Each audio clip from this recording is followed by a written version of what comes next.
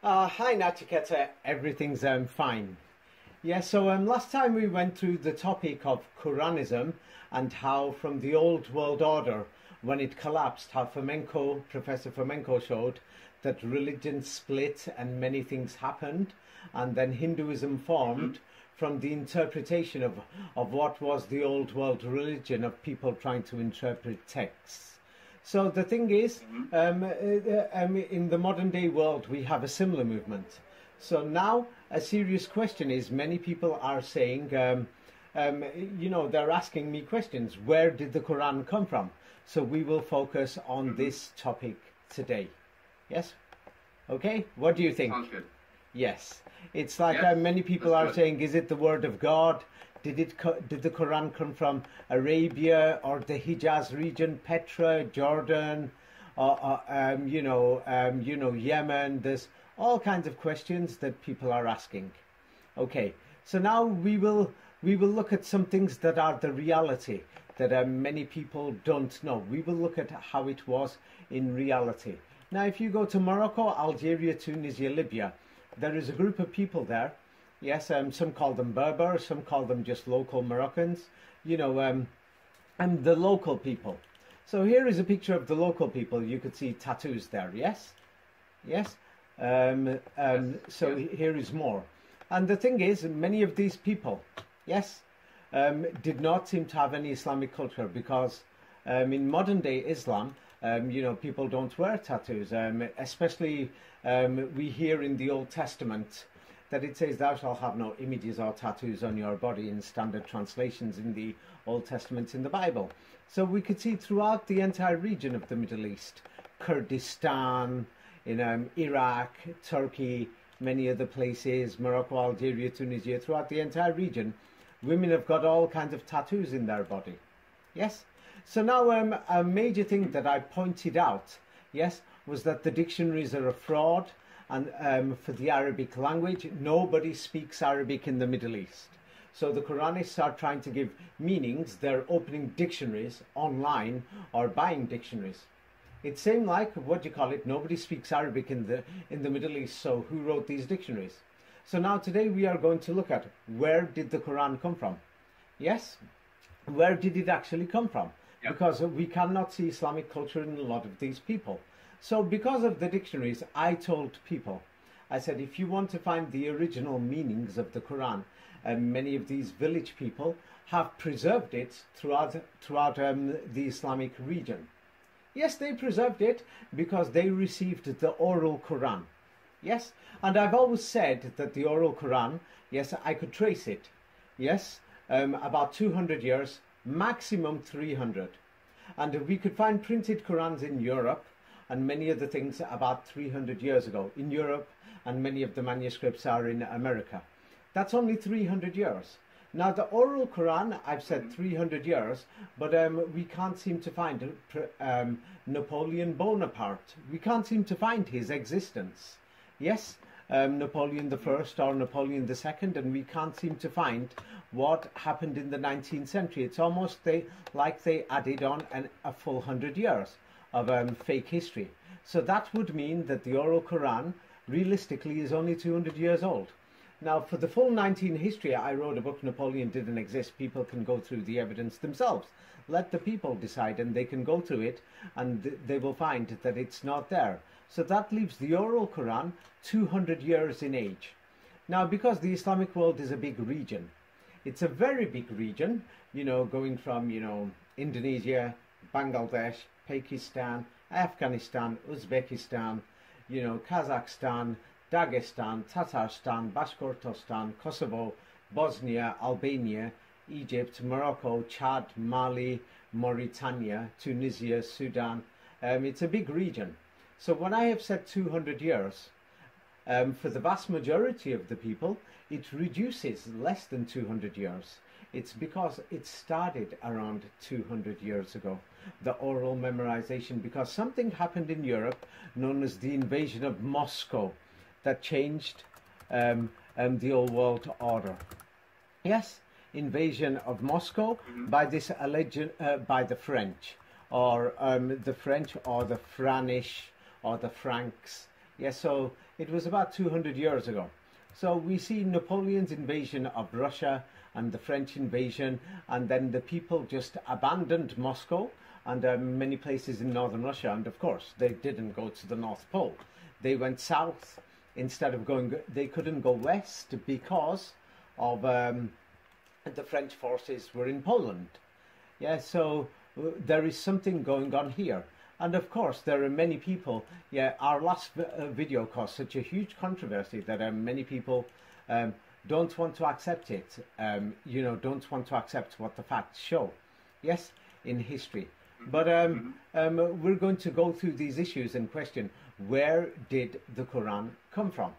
Yes, because I've told people you'll find the oral meanings. But now the question is, who gave out this oral Quran?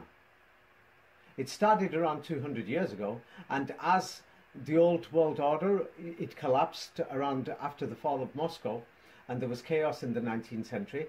So the process of passing on the oral Quran increased only in the last 100 years, after 1900. That's it. That gives us the oral Quran just 100 years for the majority of the Muslims. Now, because many of these, you know, these people who just want to make up their own things for their religious agendas or for their religious ideas, because they want to prove things, they want to ignore the facts. Now, if I am talking about history 500 years ago or 1,000 years ago, then somebody could turn around and say, hey, it's either way, you can't prove it. But we're talking about recent history in the last 100 years and 100 years. So I want you to read this. Circassia is central Russia near the Black Sea. Russians, the displaced people? Yes, the displaced people were settled primarily in the Ottoman Empire. Yes. Most sources state that as many as 1 to 1.5 million Circassians were forced to flee in total. Now, Circassia is the region around the Black Sea. Yes, around there, Ukraine, Poland, South Russia. So now, when we look at the dates of when this was, yeah, these people are fleeing further south after the 1850s. They're going south, that something happened in the north. Yes, and we can see what happened in the north just 30, 40, 50 years ago. 1.5 million people. Yes, so Circassia, yes, is centered in central Russia, what they call Krasnodar Krai. People can check this. I've sent you a map, and people can check this. It's around Krasnodar. So it's not stories I'm going to invent. So now in the Middle East, Jordan is where Petra is. Yes? Or it's at the top of the Hijaz Mountains in the Arabian Peninsula. So let's see Jordan. These Russians, yeah, if you don't want to say Circassians, it's difficult. They're Russians. So many of these Circassians, you could read, where did they go? Most Circassians in Jordan form part of the country's urban middle class. Circassians, together with Chechens, are mandated 3 seats in the Jordanian. Yes. But anyway, the thing is, because they came from Northern Europe, the Middle East, many people were still naked and other things, and they were tribal. So the thing is, these people who were something to do with original Islam, they fled south. Millions of them. Yes, in the last 200 years. And this is in Jordan. And they were the urban middle class. They formed the city areas and everything. So now the British have this history of Lawrence of Arabia. Yes, and the Arab Legion. Yes, who fought the Ottoman Turks and the Germans. So now when we see these pictures, yes, many people seem to imagine that they're Arabians. Lawrence of Arabia army. Let me just find it. It's because the thing is, yes, many people are going to imagine that, you know, the British fought the Turks and the Germans with the Arab revolts, with the Arab Legion.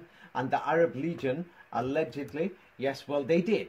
Yes, they invaded Israel in 1948, but there's a game going on there. So here we see Lawrence of Arabia and his troops and things like this, the Arab Legion. So now the Arab Legion, let's look at this. Yes, were they Arabs? You could read this yourself about the Arab Legion. Yes, it says, when it was founded by Frederick Gerard peak in 1920, 80% of his fighters were Chechens, and it later recruited Arabs. Arabs Legion fought in the first Arab. Yes, but basically, they're Chechens. What the hell is going on here? Mm-hmm. Yes, so the Chechens are Russians. Russians, yeah, because many of them came south from Moscow, then they stayed in Circassia, Krasnodar, 10, 20, 30 years, and as the people retreated, it's like they were losing territory. Then they stayed in the south, and then they stormed through Chechnya and things like this. So the Legion was based in Zarka, and 80% of its men were local Chechens. Can you read this? Can you see it? Yes? And it was quickly expanded to 1,000 men, recruiting Arabs who had served in the military Ottoman Empire. But who were these Arabs? So now the thing is, everyone knows that in Israel, yes, where did the Ashkenazi Jews, did they come from Europe? Or did they come from Antarctica or China? I guess Europe? Yes, they came from Europe. But today when you go to Israel, it's a known fact that 1/3 of the people already within 50 years have already, you know, people have mixed marriages and everything. So today they look like local people.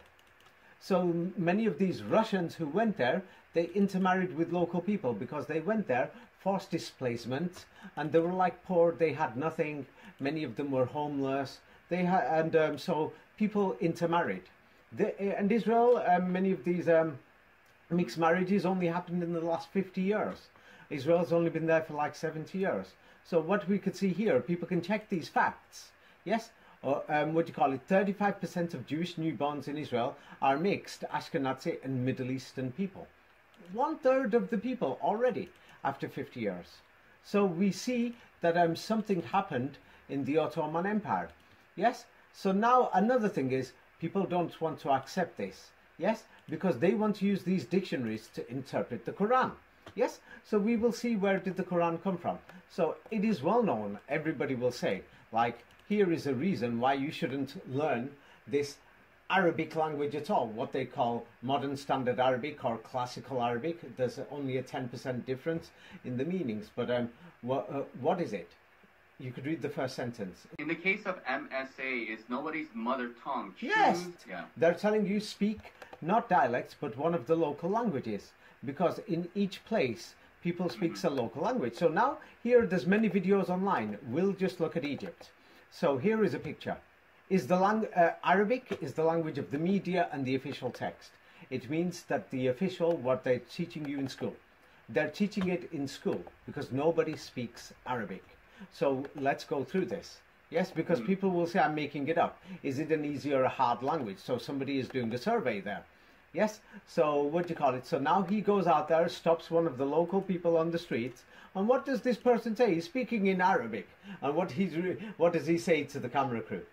Yes, it says, I don't understand this language, guys. I'm sorry. What? He doesn't understand Arabic? It's because they don't speak Arabic. And he thinks, what the hell? He didn't even know what language it was. Yes? And then the man replies back, and then the interviewer, you know, the cameraman, and says, could you speak the same thing in standard Arabic? And he can't. They can't speak Arabic. Yes. Yes? So the thing is, the word colloquial, this is what the translation says, it just means their local language. Egyptian, same like German or French, they speak their local language.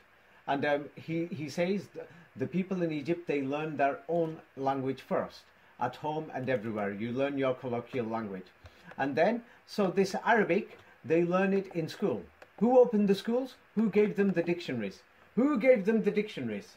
So, yes, so these Quranists have got to turn around and think, who gave these people the dictionaries? Who gave them the Quran? These people can't even speak Arabic. And what does he say? We use standard Arabic more in studies. They learn Arabic in school. That's it. It's like I learned French in school. Yes?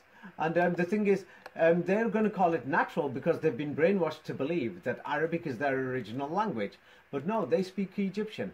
And so in their daily language, here he says in this next picture, we speak more naturally our own language.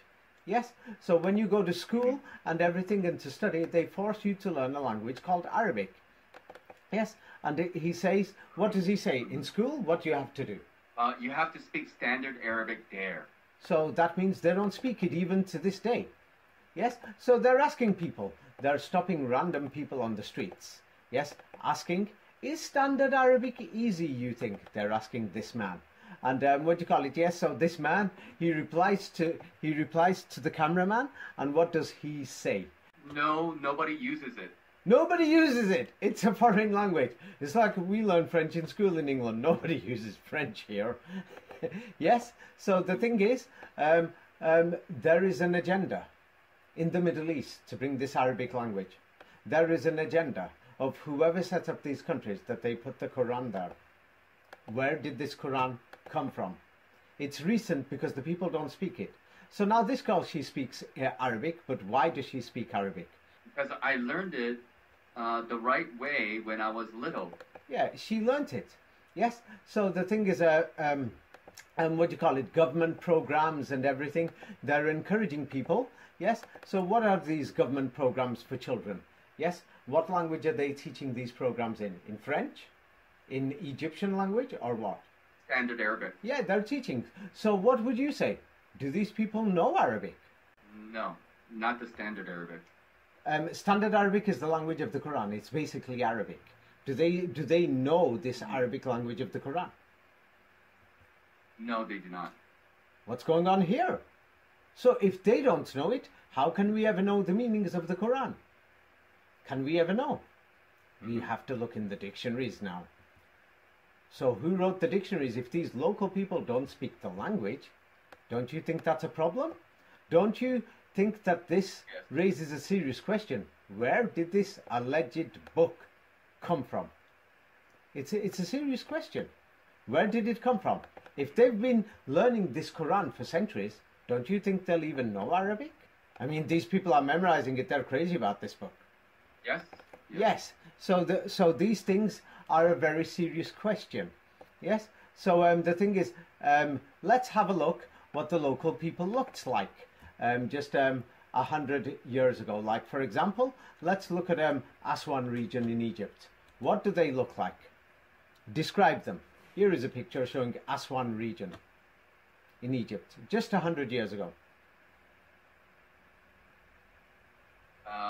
They are half naked and... similar to what we saw in Saudi Arabia last time. Yes? So 100 years ago, this is what Egypt looked like. So now if we go to Saudi Arabia just next door, even in the 1950s, 1940s, what do the people look like in Saudi Arabia? They look same. Half naked, yes. So now by the 1960s and 70s and going on to the 80s, what do the people look like now? Do they look like they've become modern, that they know Arabic by now, or not? Do they look like they've been to school?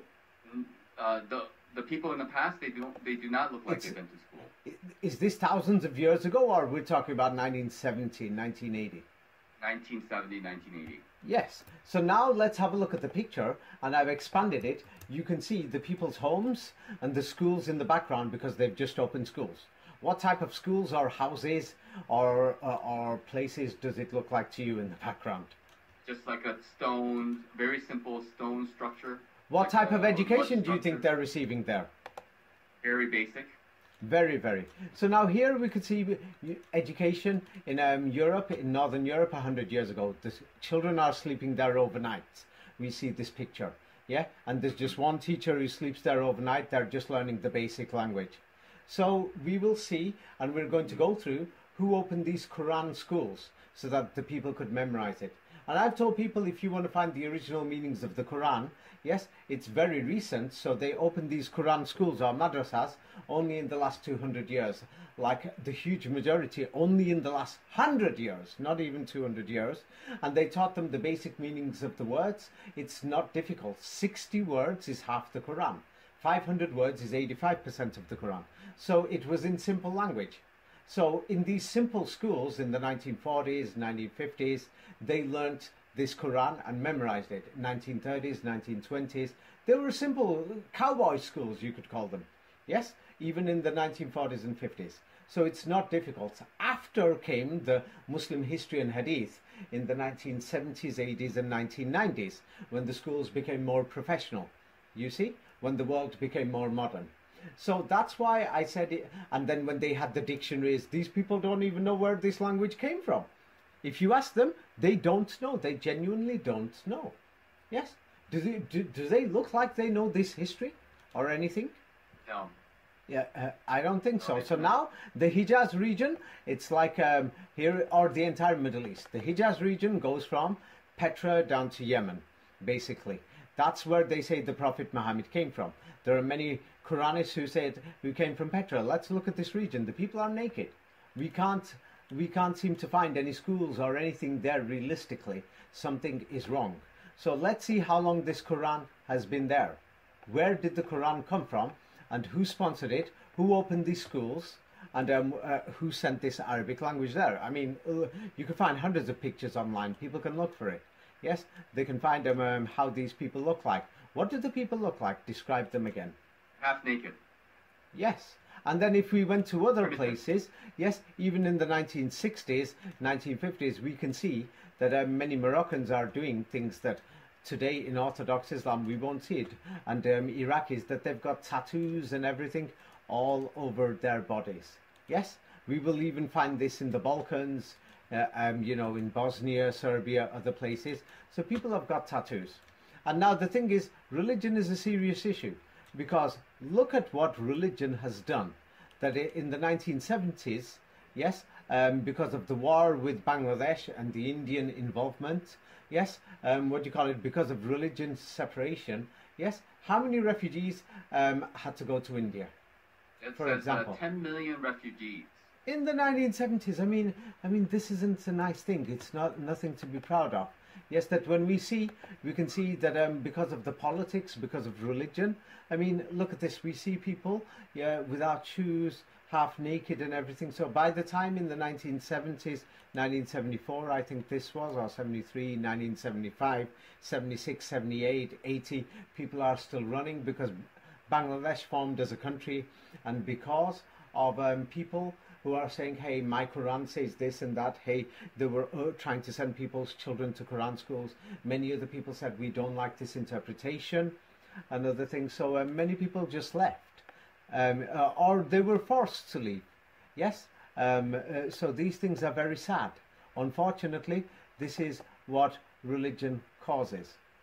You see? So we can see this. So now if we go to India, yes, if we go to India, let me just find this, 1 second.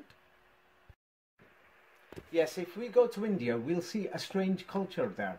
Like here, for example, there are Muslims praying, yes, and the thing is, they're praying, you know, how they pray, and what do you see in the background? Yeah, Ganesha. What is that? A Hindu statue, yes, or what they call a Hindu murti. statue, yes. Yes, so the thing is, they're Muslims, but the thing is, you know, why did they feel it was okay to pray to their God, yes, in the presence of a statue? Because there are many Hindu Quranists or Hindu Muslims. There is a term known as Hindu Muslims. Where did this originally come from? Many of these Muslims don't pray like that, but the thing is, we see there is a strange culture in India today. And this was one of the reasons why Pakistan had thought we don't want to be part of the Hindus. That here is Muslim women who are taking, what do you call it? I think it's some things from puja or something, I'm not sure. And here... yeah, it's called prasad. Yeah. Here we will see some type of puja or something Muslim women are doing. And they're saying the Quran doesn't forbid it. So they're doing it to statues. So you could say they are Hindu Quranists. They're saying the Quran doesn't forbid it. But then there is Sunni Muslim priests who are saying no, in Islam, according to their interpretation of the Quran. Yes, so based on dictionaries, here you will see Muslims who are, you know, that are decorating and cleaning, what do you call it, Hindu statues. Yes, you'll find this here. You will see Muslims getting blessed of, what do you call it, Hindu Babas, because they're saying there's nothing wrong with the blessing. Yes, the Quran doesn't forbid it. Yes, so we see these things throughout India. you'll find these things. Many people will say what's going on, that what do you call it? Let's say the festival of Eid and statues of Brahma, statues of Ganesh, Brahma, Ibrahima, and you'll see typical things similar to this. Muslim families, yes, who are Hindu Quranists, or they follow the Quran, but they're Muslim also, and they'll say there's nothing wrong to praying to Allah through Brahma using a statue, because the Quran doesn't forbid it. Can you see this picture? Yes. So yes. Many people in India will say that's beautiful. It's harmony. So the thing is, a major reason why Pakistan separated only in 1947, only recently, it's because they said we don't want to be part of this. So this is recent, we can see. This is not 500 years ago. So this means the spread of the Quran must be recent. You see, it must be recent. Or why are these things happening now? Why did this separation not happen 500 years ago? So this means the history of the Mughal Empire, the Taj Mahal, all of this is a fraud.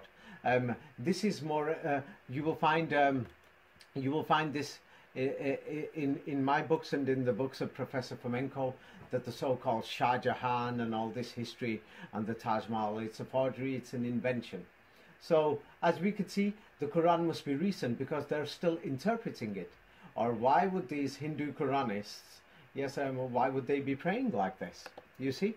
And so why is it not accepted? Like here, you'll see Muslims, Hindus going to mosques, and Muslims going to the temple to seek the blessings of what do you call it, Brahma, or Rama, or Krishna.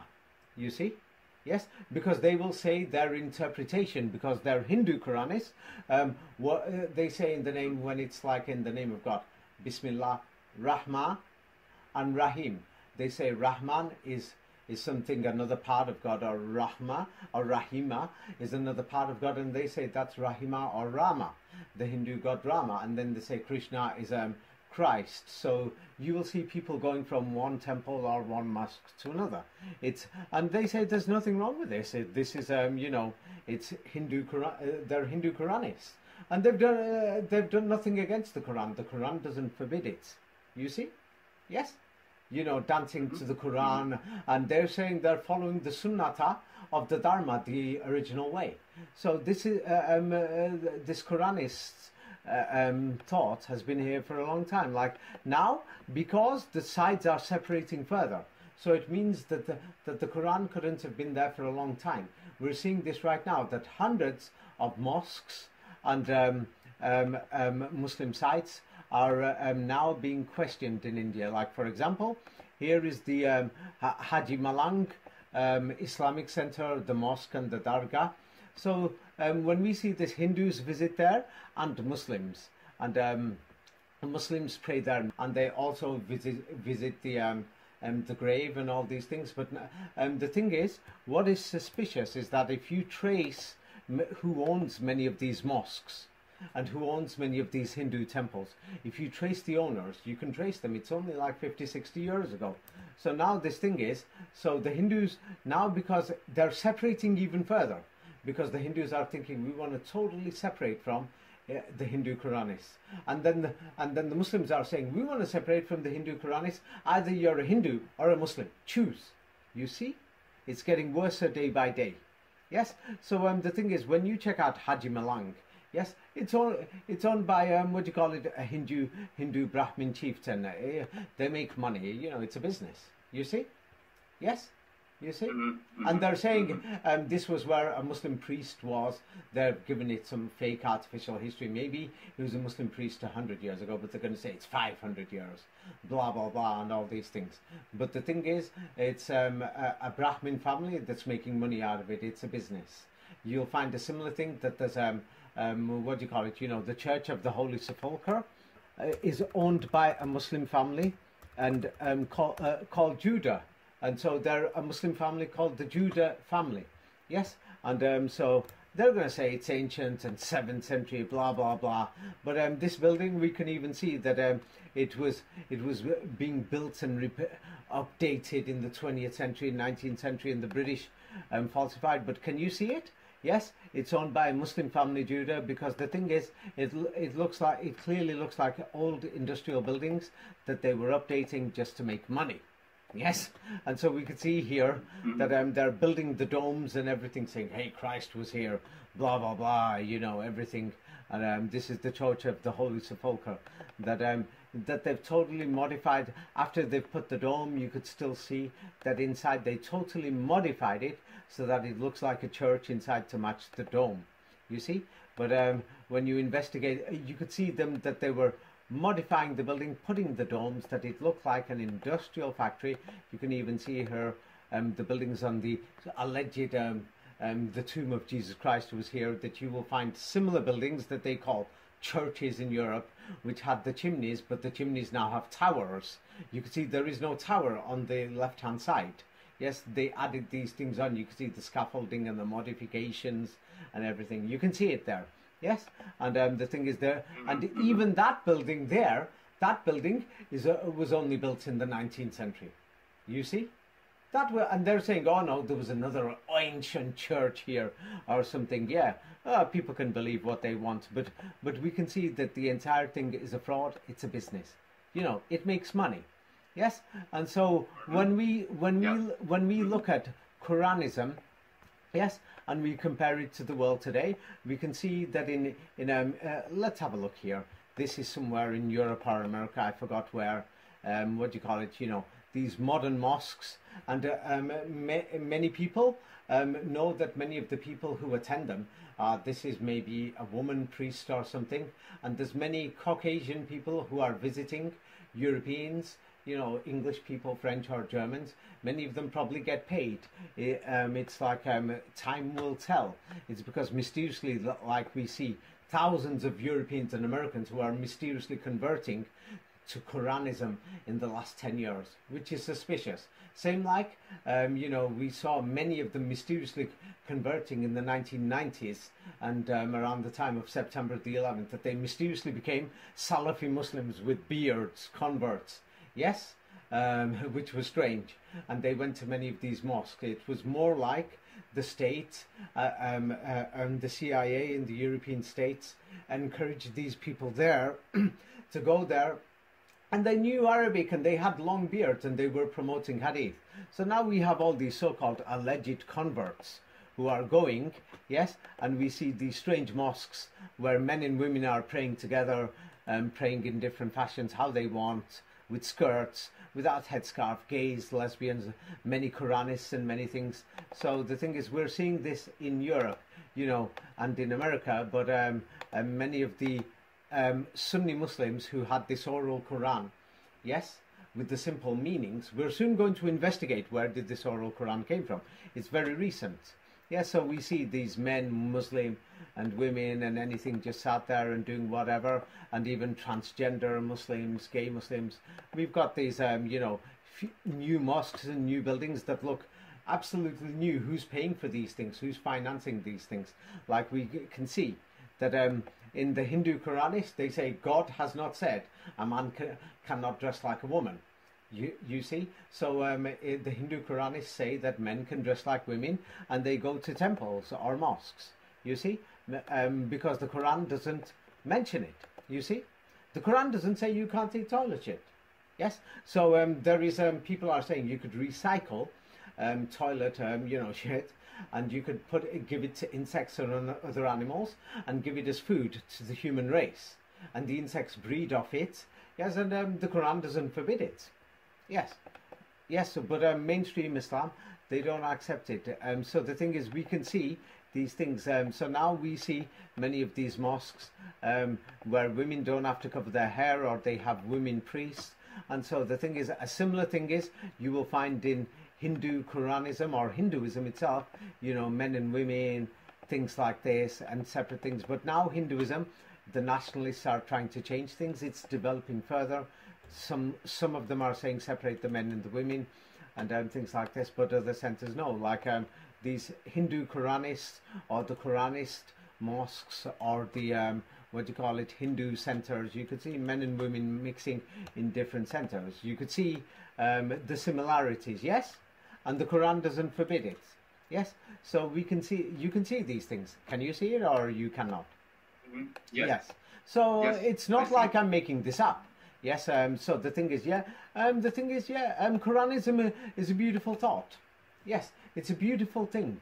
Yes, whereby gays, transgenders, transsexuals, everybody could be accepted in society. Yes, many people would say. Yes, it's beautiful.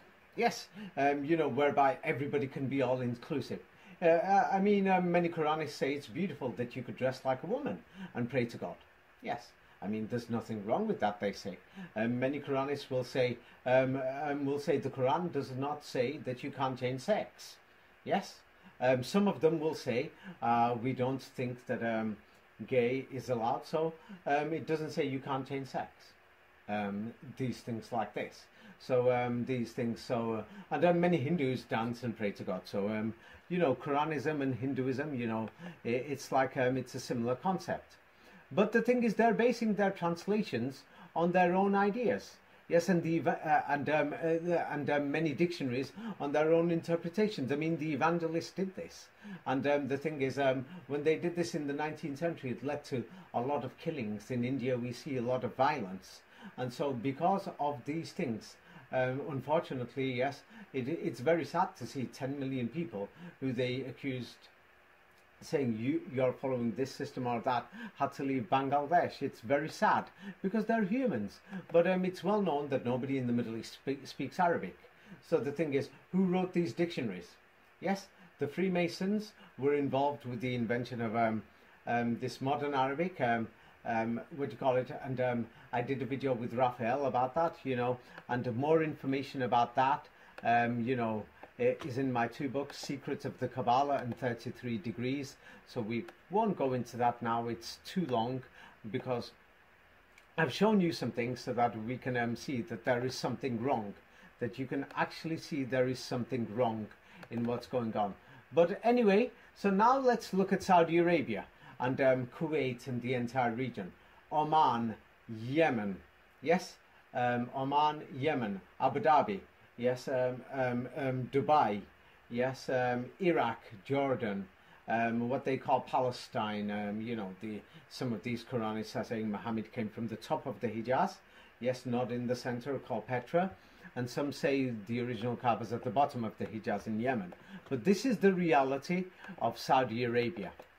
Here is the reality that you could check it. People's grandfathers are still alive, or people's fathers are alive. You can go ask somebody's father, go to Saudi Arabia on holiday on a tourist package. You could just stop somebody's dad, he's alive. So now you could read it from the rapid urbanization, half of the paragraph. You could read it up to 1985. Okay, levels of urbanization increased from an insignificant 15% to 1950s to 73% in 1985. Okay, yes. Yeah. What do you call it? There was 3 main urban centers: Jeddah, Mecca, Medina. Taif was basically a very, very small urban beginnings at the time. So the thing is, 85% of the people in the entire region, it's same for Kuwait and other places, yes, lived in, like villages in 1950. 73%, even, 27%, more than 1/4 was still in the villages in 1985. Half the people in 1970 were still in the countryside. Yes, and then even by 1980, when they came to the cities and they came to urban settlements, we're going to be realistic here. Here is still in 1970, 1980. This is an urban settlement, guys. Yes, that the people have been moved to urban centers. Can you see it? So I don't want you to imagine Chicago, London, New York, Tokyo. This is when they started coming into the cities. Now, the thing is, the people before then were actually running around the countryside, and this is what they looked like. Yes, and they've interbred with many of the people who've left Russia and Eastern Europe. Now, what does that tell you about that society? What does that tell you? Are they educated? They already don't know Arabic, so What can you learn from this? They were primitive. They were mixed. Yes. They were not educated. Yes. So we can see that there is something wrong with the entire history of the region, that we can't seem to find Arabic language there. They don't speak Arabic. There is something wrong. There is something totally wrong. Yes. But let's go a bit more back to Russia, Poland, Ukraine, Germany, because people don't want to face the reality. So you could read this. Tatar mass migrations from the Russian Empire to the Ottoman Empire in the 19th century can shed some light on the process. Basically, the entire region changed because of these people coming from Eastern Europe. Yes. And yes,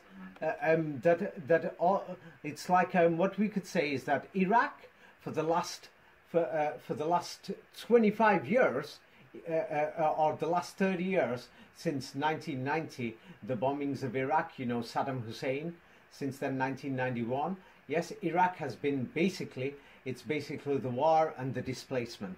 That's how we could describe Iraq. So how to describe the Ottoman Empire is Kuwait, Iraq, Syria, Palestine, Lebanon, Saudi Arabia, these regions. How will you describe the history of the Ottoman Empire from 1878 to 1939? The last century and a half of Ottoman history was marked by forced displacement into the empire on a huge scale. Between the Russian and Eastern Europeans, it goes on. So the entire history from basically the last quarter of that century and everything, they're just coming south into Turkey, into the Middle East. All these people are coming from Russia. They're coming, and the entire history, they basically changed the entire region. The entire region and everything, it must have had a huge impact. Like everybody is saying that the migration of Middle Eastern people coming to Europe in the last 30 years has had a huge impact. And so when we say Russia ruled Poland at the time. So when we say Russia, you could read this: mass influxes. The number of Polish immigrants within Ottoman borders tended to increase after Russia's invasion of Emirates, Poland in 1831, and 10,000 Polish from... Yes, that tells you about 1831 times 1840s. But we're seeing thousands of Polish people, yes, just running south. Why were they going to Turkey, Iraq, crossing the Ottoman ruled Egypt, and these are the places until the British invasion in the 1870s, 1880s. So all these people went there. They're white people and they interbred. Yeah, you could find this history. It's all over. It's history. It's there. So it's like history in the last 200 years. It's difficult to hide it. So here, there is more. You could read this. The employment of Polish refugees during the masses of migrants, including refugees coming from Poland, converted and settled in the Ottoman Empire, again led to an increase of the density of... Yeah, basically.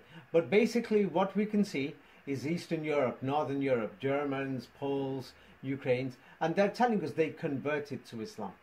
Now these Polish people, when they went to America, and these Ukrainians and Russians and Circassians, we can't seem to find the oral Quran with them. And they're Americans today. They went to America. Now these people went there in the Ottoman Empire, you know, they're going to Iraq, Saudi Arabia, they're going south, and they're intermarrying. That's how they got darker. So now many people will say, I'm making this up. I'm not making it up. The history is there.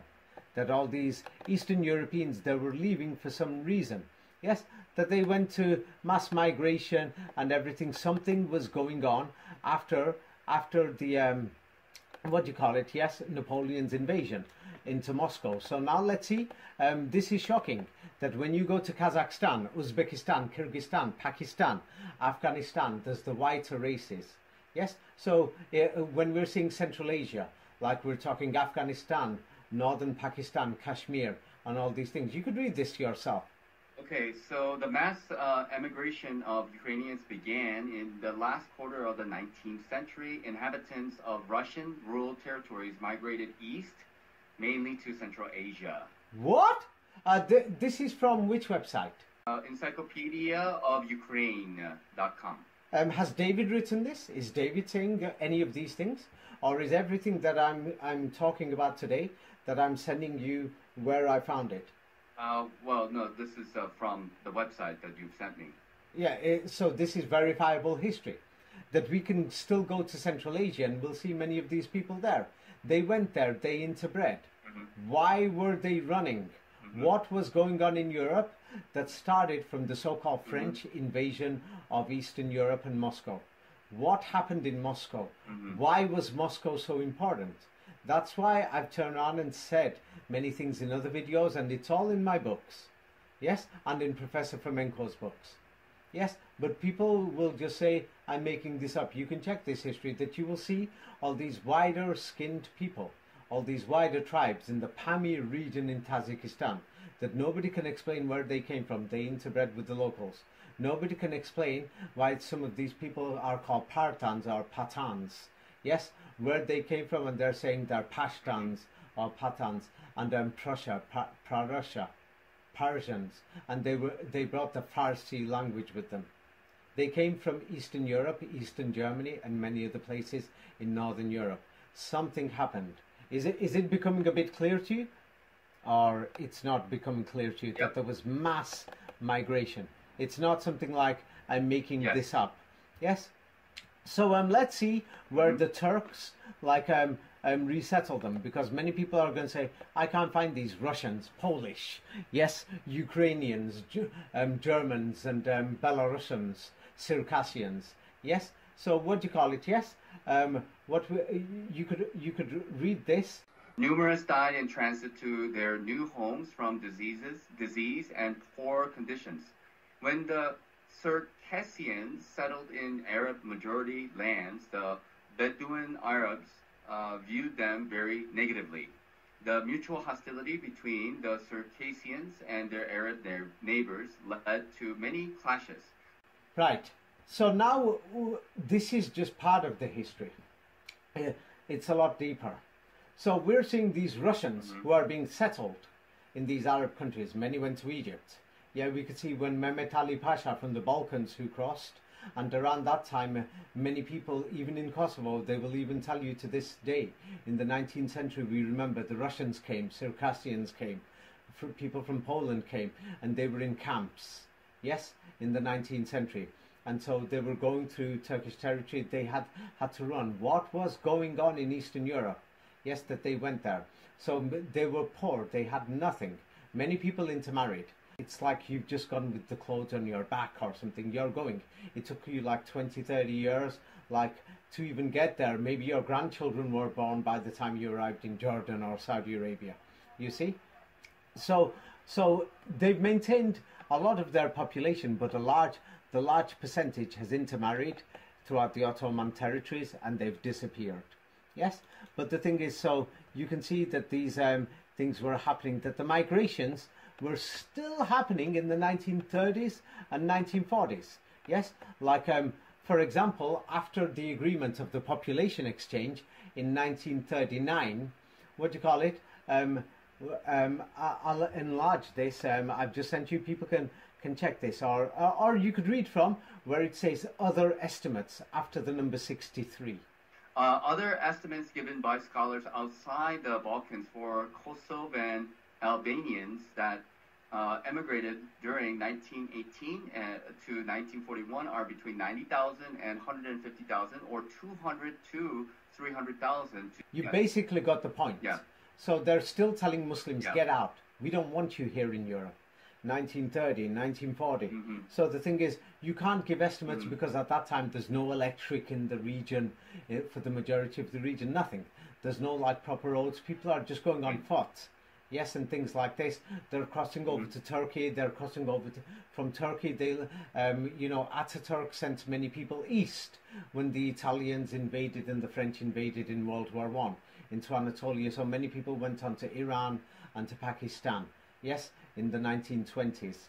So the thing is, so the people, because already Anatolia was overcrowded, it's just mass movement, thousands, hundreds of thousands every year. Thousands are coming.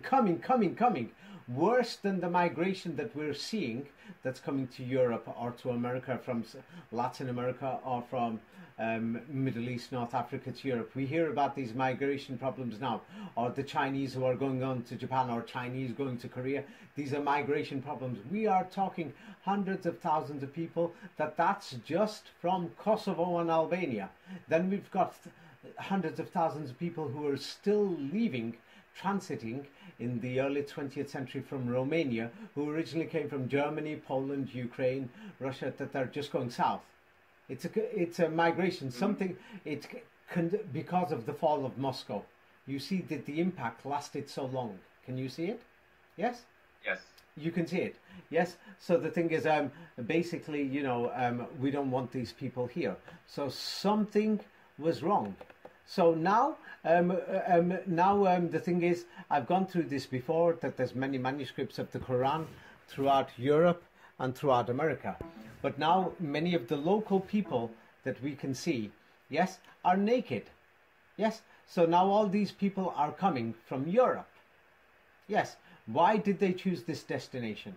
But why is it that they went there, and they're Muslims today and they intermarried, but those Polish, Ukrainians and Russians who went to America, that they ended up being Orthodox Christian? Why can't we find the Quran over there? If the Quran was global, we can't find it 100 years ago in Argentina, in Chile, in Brazil, in Mexico, in Peru, in many other places. So this means the Quran must have spread recently within that region within the Middle East, along the routes where the British and the French went, and the East India Company and the East India Dutch Company, and along those routes. We're going to investigate these things right now. We are going to start, and then we're going to have a look. Are you ready for this? For the biggest shock? Well, yeah. Yes. I have to be. Yes, to be ready. It's one of the biggest shocks. So now for the entire region, what they call this Middle East. You could start with the third line, the sentence on the third line. Still another. Still another? Yes. Yeah. Okay. Still another circular problem, especially salient in Mecca, was the diversity in languages spoken at home. Many families viewed Arabic itself as a foreign language, perhaps for all these reasons. In 1930 to 1931, the curriculum was modified so that very young students would no longer be required to study drawing, geography, and history. Instead, they were to concentrate on religion, Arabic language, and to a much lesser extent, arithmetic. You basically got Yes. the message. What do you call it? Okay. People couldn't speak Arabic. You've got people from many different backgrounds. You see? Yes? Mhm. And they had diversity of languages. And at that time, in 1930, only 6 or 7% lived in the city. Yes? Or 10%. 90% was naked running around. They couldn't speak Arabic, they didn't know the Quran, didn't know anything. So even in Mecca had about 40,000 people. And these people can't speak Arabic. And many of these people came from many different places. Northern Europe, they interbred, India and other places, but they can't speak Arabic. So in the 1930s, when Ibn Saud had taken over, they couldn't even teach them drawing. Said, we don't even teach them drawing pictures like a teddy bear or a doll. It's a waste of time. We can't teach them at that time geography, or you saw these schools like it's like a house or a mud hut house. What geography, what history? You can't teach them anything. So what they taught them was basic. They taught many of the villagers who just come to Mecca, many of them were dirty. So they said, we're going to teach them basic things like how to wash your head, your hands and your feet, because they're dirty. Then they taught them the basic Arabic language, the 60 words in the Quran, for half the Quran, the basic meanings, and the other 500 words. Yes, so what they were basically doing, yes, basically teaching them the Quran and the meanings of the Quran. This is why I told people, go to the mosque, look for these original meanings. These people had no dictionaries. This is what they were doing in madrasas. They called these schools madrasas throughout the entire Islamic world. This is only 1930. Only 1930. We could see the majority of Saudi Arabia, we can't even seem to find the Quran there. We can't seem to find it. They don't even know Arabic. It's a foreign language to them. It's same like I'm going to come to the United States and I want them to learn the language of Pluto or the Pluton language. No, everyone's going to say it's a foreign language. I've just brought a book here. It's called the Book of God, called the Plutonic Book. So the thing is, what they were doing in these schools, people could read on, pause here, and it says here, what do you call it? They want to, they try and tell you, or the government tries to make it nice and said, we wanted to teach people English. Whoa, sure, these naked people. But that was just for the elites. Yes, like 100 or 200 people. They can check every single school there. It's because this is only in the 20th century. People are living in villages. You could check the school histories in Kuwait where they brought teachers from India and from Egypt because nobody could speak Arabic. And they brought them from madrasas that were run by the British. People can check all these things, that they taught these people how to memorize the Quran. Now, you could start reading number 47. So now this is in the 1930s, in the same page where it says subsequent changes. Subsequent changes to the curriculum retain the primacy of religion and Arabic language. The nature of this compromise was seen in the early 1930s in Medina, where young schoolboys studied the Quran and Sharia. English language lessons were reserved for older students in the higher grades. School teachers hired in 1941 to work in Adha were expected to teach Quran, basics of Islam, arithmetic, and calligraphy. While this division of curricular subjects was acceptable to the ulama, they may be presumed to have been unhappy with the imported textbooks from Egypt used in the Hijaz that said the earth was round. Okay. Now, this is what they're going to tell you, but if you go and speak to the old people, you're going to find more of the history, because they want you to think the Quran has been there for centuries. It hasn't. We see naked people running around. Of course, many Europeans just called them barbarians. They were dirty, they didn't wash or anything, so they said, to pray you have to learn to wash. They taught them this Quran Sunnah, yes, and they taught them the meanings, which was the oral Quran. They didn't have no papers or anything. The people were naked, and this is in the 1930s and 40s.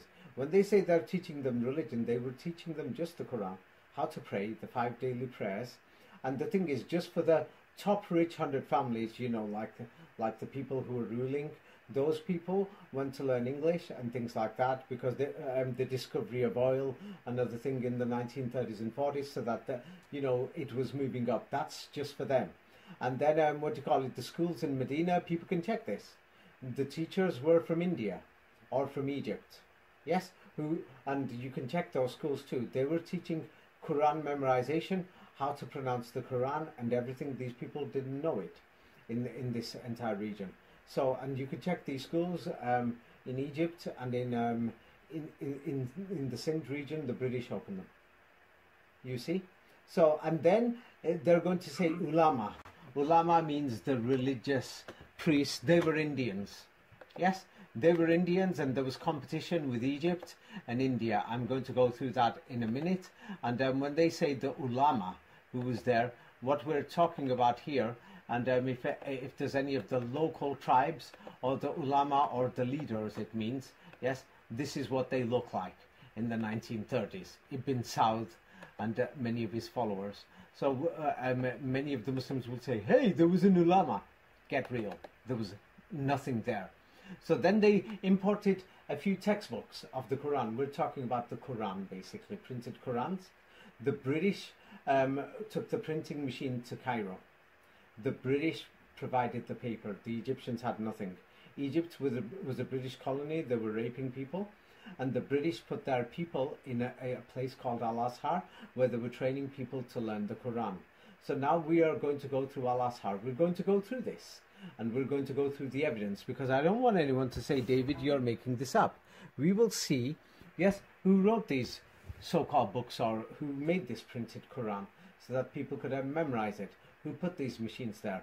These people learned calligraphy, you know, how to write the alif, ba, ta, sa, the Arabic thing. They didn't even know the alphabet. They didn't know anything.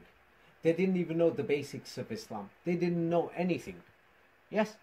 Am I making this up, or can you still find this? The grandfathers are still alive. People can go and check themselves. They can go and check themselves. You see?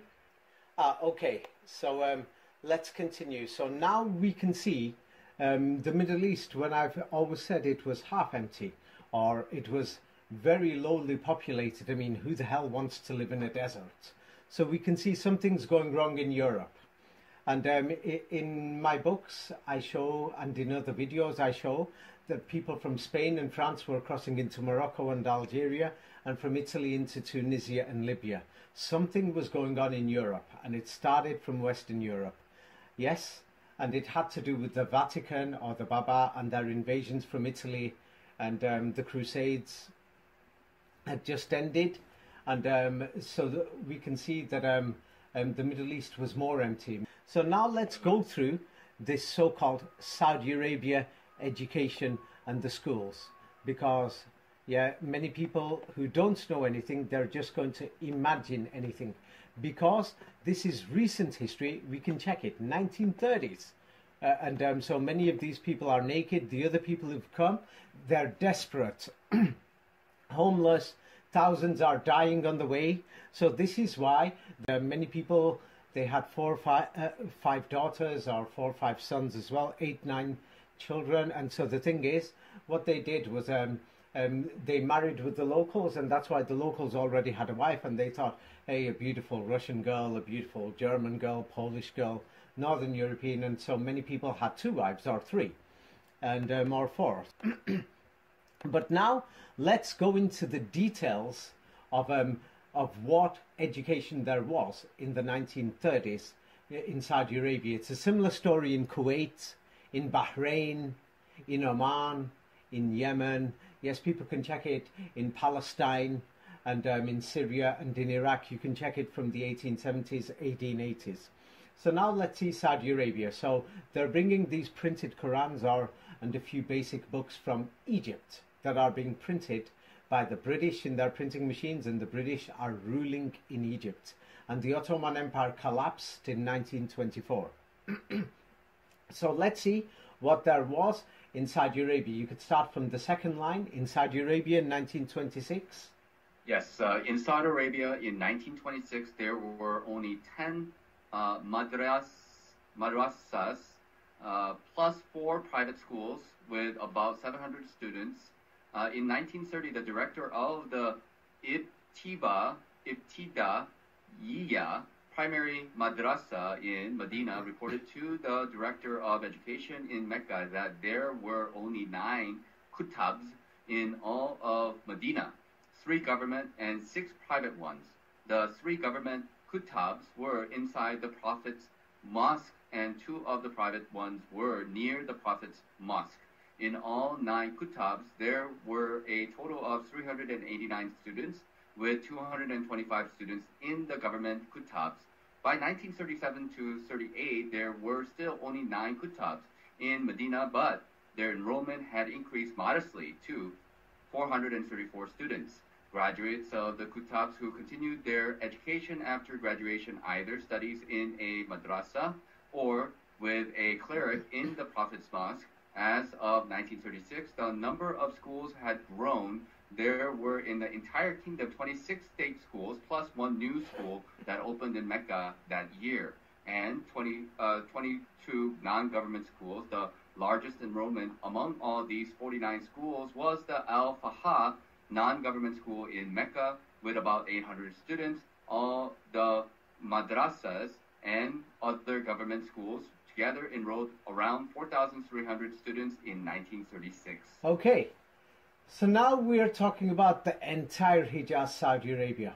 In 1926, there's only 700 kids.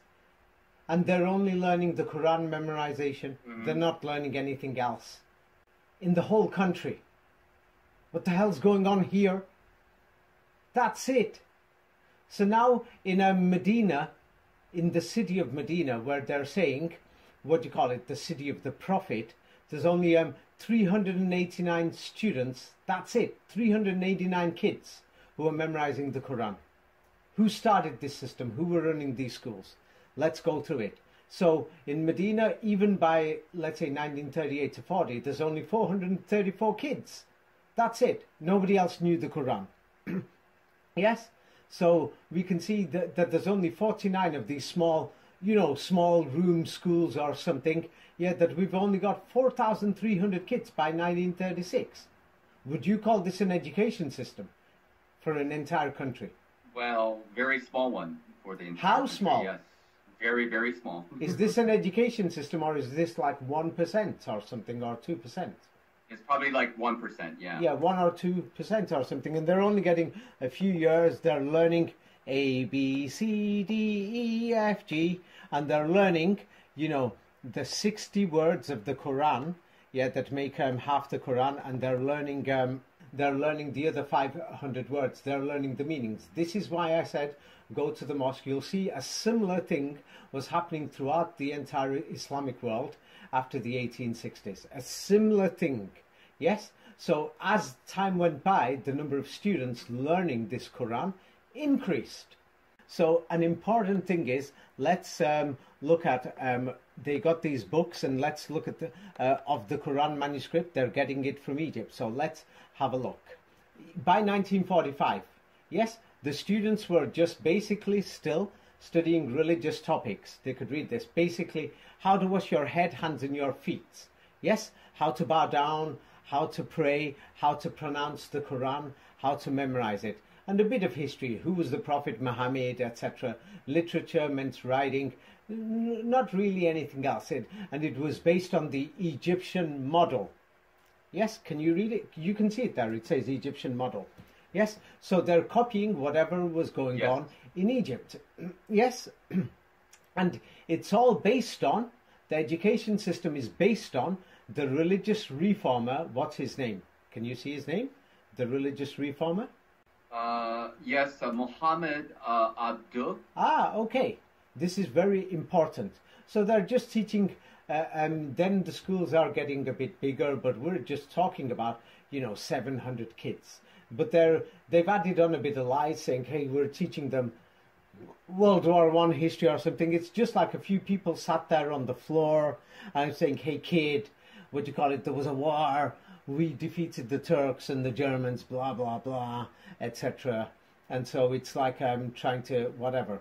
So they're saying, what do you call it, Wahhabi theology. There was no Wahhabi or anything. There was nothing. You can't find Abdul Wahhab. You can't even find Islam there. Yes? So let's go through and see who set up these schools in Mecca and Medina. Yes? And it's not difficult to find it. We're talking 1940s here and 1930s. Yes? So when we check these schools, yes, at that time, the ships that were coming to Aden and to Jeddah were controlled by the British and the French and the Dutch, or the Europeans, basically. What do you call it? I'll read this very fast. Sufi leader who taught Malay Muslims in his own Meccan home. Yes, not in a mosque, using Malay, not Arabic, as the language of instruction. So we've got Malaysian teachers here, for example, in one of these so-called schools. Yes, the Sumatran Alim Muhsin founded Darul Ulum Al-Dinya in 1935 with about 130 students.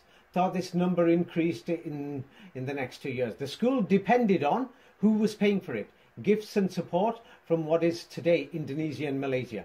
So every year money is coming by ship, yes, by Dutch ships and British ships coming from Malaysia. Who is sending these things? Yes, and then the decline started happening. As the oil was being found, and they were training students from all over Southeast Asia to basically teach how to pray, etc. Basic Quranic law, but starting in 1938. Many of these people who did their basic learned the Quran, memorized it. They're coming from all over Southeast Asia into Mecca. So then somebody was paying for this, sending them to Al-Azhar in Cairo, which was run by the British.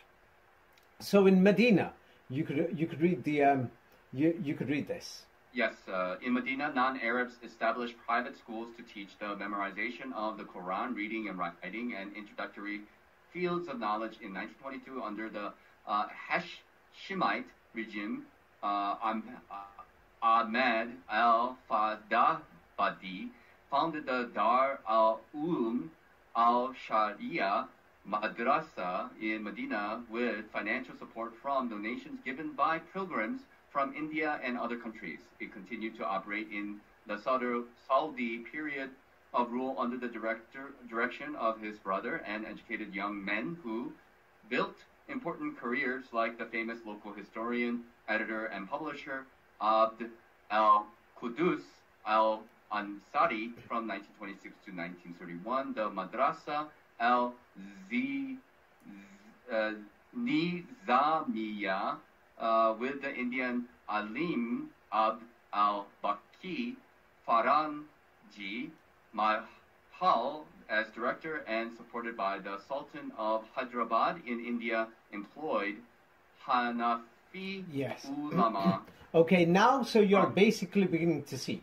So they're telling us we've got schools in Medina. They're founded by Indians. They're being financed by Indians. The British are ruling India, and so they're coming from the Farangi or Farangi Mahal, yes, and the British control all these madrasas in India. The British are sending their people, agents, saying, go over there, that's the school, go and give him this cash in gold coins, yes, to continue these schools to memorize this book called the Quran. Now, the British were sending by ship people to Kuwait, to Palestine, and the British ruled Egypt. Can you see what's going on here? Yes, these people, what do you call it, have got Arabic names, but they're Indians. Ahmad al-Faidabadi and things like this. So, so the thing is, don't you find this very suspicious? Yes. They're teaching them to memorize the Quran. Why couldn't these what do you call it, yes, Arabs open up schools themselves? Why didn't they know the Quran? Why did people from British India have to come from the Farangi Mahal and from the Madrasa al-Nizamiya? Yes? And who is this Madrasa al-Nizamiya and Farangi Mahal? People can go and check it. Yes? The Farangi Mahal was a place where the Europeans opened up. Yes? And where Gandhi stayed for 6 months or more. Yes, and he was supposed to be a Hindu. And we can't find Gandhi's history. He was missing from India for 21 years and mysteriously came as the hero from South Africa. And they've given him a bogus history. I'm being serious to you. You can check this. Mm-hmm. What was Gandhi doing? Yes. The so-called Hindu nationalist.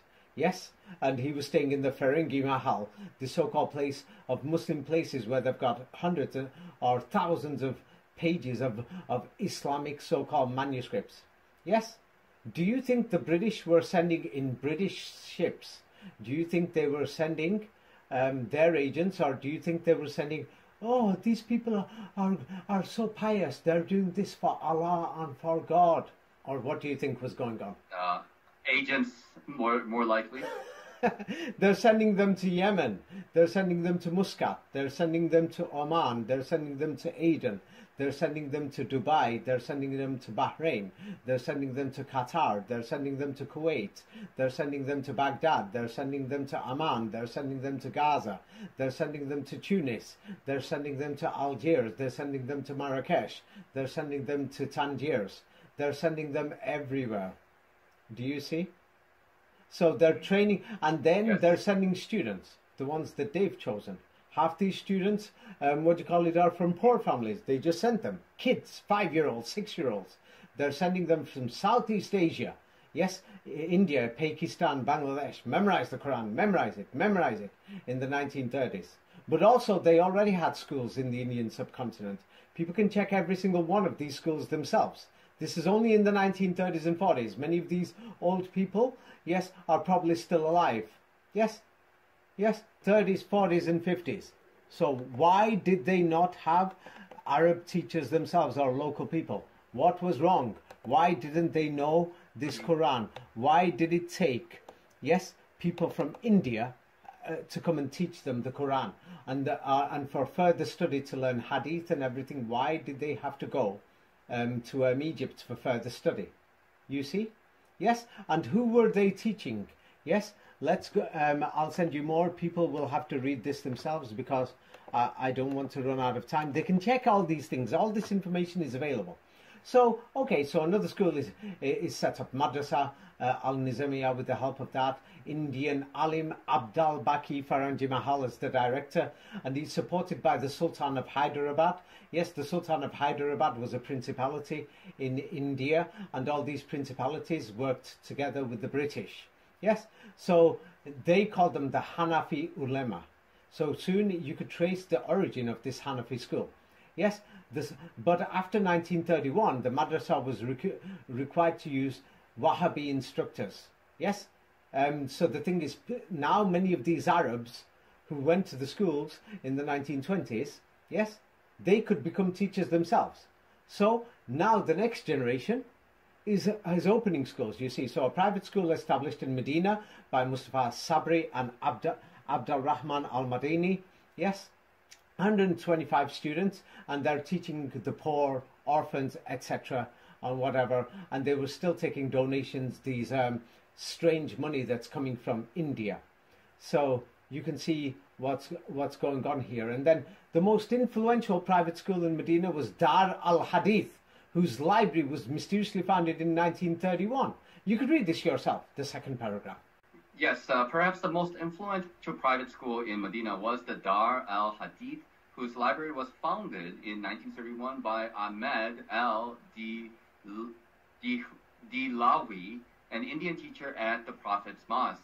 A branch of the Dar al-Hadith was established in Mecca in 1932. The madrasa in Medina was founded in 1944. Both the library and the madrasa had extensive links to pro-Wahhabi ulama from West Africa, India, and Egypt. While some secular subjects were taught, the chief goal of the institution was to train Wahhabi ulama. Okay, stop. So now I'm going to describe to you the reality of history.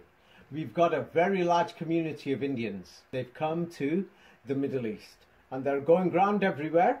Yes, and they've come from British schools, what they call madrasa in India. The British are shipping them over, and many of them came from poor families who were children maybe, and they're claiming they're orphans. They probably kidnapped them from the villages, and in India they trained them who memorized the Quran. So these people, so by the 1930s they started this. The first school opened in the 1880s, which was Saulatia Madrasa. That was opened by an Indian as well in Mecca. That was the first one. They call it the Oxford. People can go and check the origins of Saulatia Madrasa in Mecca. It only had like a few hundred students in the first 20-30 years. Even the first king of Mecca, of the Hijaz, Sharif Hussein, he went to this school, and the others, and the elite. So the thing is, what do you call it, Dar al-Hadith, this is when Hadith started to come. It was the beginning. And the library was founded. These books came from India. And the British sent them by their ships.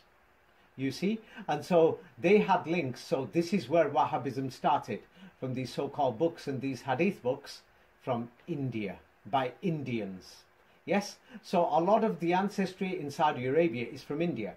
That's why when Saudi Arabia, in India and Pakistan, today it's Western India and Pakistan. That's why Saudi Arabia funds these madrasas, because they're funding their grandfathers and their cousins in Pakistan and India.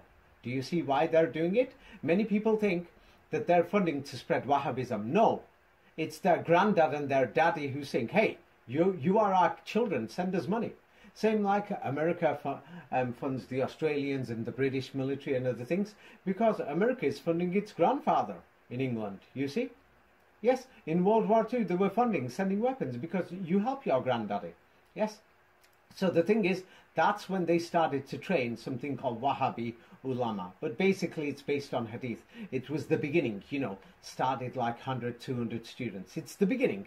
So they didn't even have any of these Hadith schools in Medina until 1931, in Mecca in 1932. Yes? So you can see it was just the beginning. Can you see this? First it was Quran memorization. Yeah, so now the next generation, you're moving on. So the next generation, you start to say, hey, now they already know, that dad knows Islam, how to pray and whatever. So the next generation, it's easy. Yes, you just add on the new things, add a bit of hadith, a bit more of this history, because the next generation's asking, hey, who's this Prophet Muhammad? Where did he live? Ah, little kid, in the madrasa, I'm your teacher and your professor. I come from Indian subcontinent. Or the Prophet Muhammad, he lived here in Arabia. Even though we can't find a civilization there and the people are naked and all these things. So the thing is, what we can see, it's a similar thing in Kuwait, Oman, and things like this. So the thing is, why were they sending them to Egypt? You see, for further study. Yes? And why were they bringing these teachers? Things like that. Why were they sending them? Yes, etc. So now, the first madrasa, Saulatia, we spoke about this. I think we spoke about this last time, but no, we didn't. So here you could read it starting from 1885 in the first paragraph. In 1875, AH 1292, the construction of the school building was completed, and the school was now fittingly named after the Indian lady, the Saulatiyaha school. In the same year, the Kutab moved. Yes, but okay, that's buildings. enough. But basically, they call okay. it the Saulatiya school, and they're giving you a bogus history that it's named after an Indian lady, Saulatiya. But anybody who knows a bit of Islam will know that Salat and all this basically means prayer. It's the prayer school. This was the first school, so that you can memorize the Quran. So this is in Mecca, basically the first one. And it's opened by Indians. Yes? And then the next paragraph, it basically shows that the British wrote about it, and they're saying it's a school that's full of Indians, supported by funds received from India. Yeah, read the next paragraph. Okay. In 1885, the acting British consul at Jeddah makes the following observation about the school. A school endowed by Indians and supported by funds received from India, which is under the direct and management of an able... Yeah, basically you've got the message. So all these Indians have come, they're living there. Yes? There was a large Indian community. When we say India, I mean like India and Pakistan, because the British were ruling. So the thing is, how did they get there? By British ships. Yes, in 1885. Who funded this? The British. And so they're going to give you some strange history saying Saulatia, it was some woman, but you could see it's named after the word Salat or Salat. Yes, and so the thing is, what do you call it? They funded it all for the Quran memorization. This is like the beginning that we could find. So when we go through this school, by 1912, this first school, Quran memorization, what you will see, you could read the second paragraph. It tells you there's 518 students in the school in 1912, yes, and 1913. Yes, because they had to report to India, because they're getting cash from there, yes, to India, and the British, yes, who controlled the Indian section, are sending the cash. Where are the students from? Hijazis, 186, Indians, 108, Indonesians, 156, Bukharis, 23, Afghans, 18, Iraqis, 6, Iranians, 6, Yemenis, 8, and Hadramis, 7. Yeah, Hadramis is the Hadramaut region. But basically, yes, so these people are memorizing the Quran.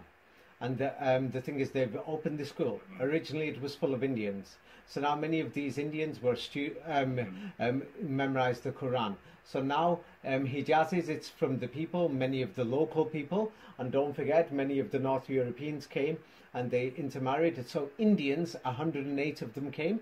They didn't need that many because they've already got branches in India. Indonesians, there's so many of them because Indonesia basically means Indonesia, Malaysia, Brunei, Thailand, Vietnam, Philippines, that entire region. And the thing is, The Dutch East India Company, because they're linked together, they sent these people by ship and they took them back so that they could spread Islam. That anybody who sees Indonesia and checks the history, they will find Islam only spread in the 20th century in Indonesia. Now, Bukharis basically means Uzbekistan, Kyrgyzstan, Kazakhstan, Turkmenistan, and all that. And we can see that many Eastern Europeans, so many people from Eastern Europe went there, they intermarried with the locals. Then there is the other story that many people from Beijing or Koreans and other people, they went and they migrated even during the times of Stalin in the 1930s. They mixed with the local people. Yes, and so the thing is, these people who went, they went back to their lands, Afghans 18, Iraqis and things. This is just for that year. So then First World War broke out and all these things. But as you could see, yes, what they're doing is what they were doing. The school made its chief objective to impart a thorough knowledge of reading and writing whilst paying special attention to the Quran and its correct pronunciation and calligraphy, writing and spelling. That's what they were doing, and pronunciation and memorization. That's basically what they were doing. The hadith came later. That means that the hadith must have been invented later. It's a long story. I'll have to go through it another time. That, hadith, a lot of it was still being written in the 1970s, 80s, 1990s. And even if anybody wants to check, when Medina University opened up, they can check this in their own time. Yes, in the 1960s it's opened. After the 1980s or 90s, its dean and professor were one of the main ones. He was from India and he compiled, yes, the Saudi hadith collection of all the true hadith, or what they say, Sahih or yes hadiths. Yeah, like sa or si in Spanish, or yes in English. Like these words come from there. But you will be able to see what was going on in the entire region. Yes, so in the entire region, in this Arabian Peninsula or the desert regions, yeah, what we call Iraq, Syria and whatever, yes, what was going on there, the Indians played a major part after 1857. Notice the dates. In fact, you should read this. This is very important. Yes, between 1857 and 1915, a large and well-connected community of Indian scholars and visitors in the Hijaz found common ground with Ottoman officials and other communities in the Hijaz to jointly combat fears of Indian and Arab Wahhabi incursions. Indian scholars of Hadith, Tasawwuf, and law, along with merchants and pilgrims, took advantage of their well-entrenched social and economic position within Hijaz society and their relationships with Ottoman officials to enforce the practice of the Madhab system, trans-regional Indian Sufi tariqas connected to Cairo. Istanbul and Central Asia largely shed their distance from jurists and defended the Madhab system in strong terms. By analyzing the Ottoman and British archives as well as Indian scholarly production, it shows how Indians mobilized with Ottoman's officials to act against Indian rivals and fulfill a lasuna left by British legal institutions in South Asia. The rise of legal endorsements solicited from the Hijaz and across South Asia, as well as deeper in the Ottoman provinces, reflected new trans-imperial attempts to determine of madhabs. Hanafi scholars from Ahmad Rida Khan to okay, now I'm going to I'm going to explain it in simple terms. Yes, I'm going to explain it in simple terms. Yes, in 1857, because this is what they turn around and say. In 1857, the British seized control of all the madrasas, basically. Yes, the British closed the madrasas in India, whatever the original madrasas were. We can't seem to find this oral Quran before then. So they closed the original ones down and they seized them, and then these madrasas reopened up. Something was going on that people can check what was going on. The British took over these madrasas in 1857. So after they took over them, let's see what happened. Yes, Indian scholars who came, yes, the British brought them by the British ships, and all these things, many of them settled throughout the entire region. Yes, and they're saying they found common ground with the Ottoman officials because it was a desert regions.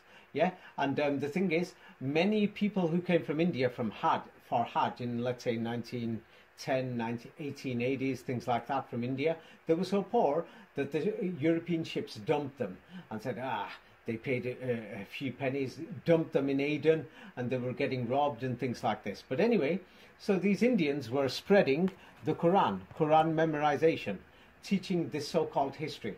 Yes, from books that the British were printing in India. The British were controlling these. And with these so-called merchants that the British financed, the British sent the pilgrims. The British sent these people who memorized the Quran.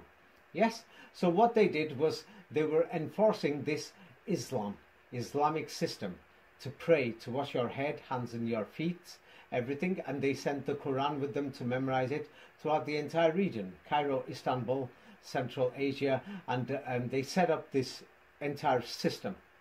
Yes, and you can find this, how the Indians mobilized with, corrupt Ottoman officials, and the thing is, this modern version of Islam spread, but we can't even seem to find the Quran either before then. They were telling people to memorize this Quran. They were teaching them how to pronounce this Quran. Yes, they were doing it throughout all the British East India trading ships and the Dutch East India Company trading ships in the entire region. Now, what does that tell you? Before then, we can find people naked. That's one. We can't seem to find the Quran or any Arab language or anything there before. Even today, in the entire region, the people don't speak Arabic. They learn it in school. That's another. Then another thing, we can see that people from Eastern Europe migrated down to the south, into Turkey and the entire Middle East. Now, those same people went to America, but they don't have the Quran, do they? There's Polish Americans, there's Russian Americans, there's Ukrainian Americans.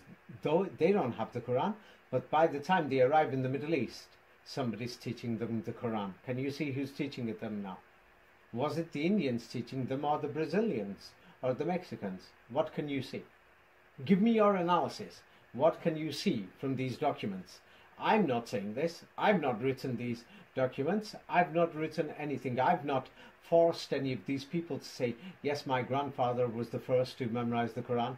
Yes, in the 1930s, I've not took any of these photographs. People can find photographs of these schools.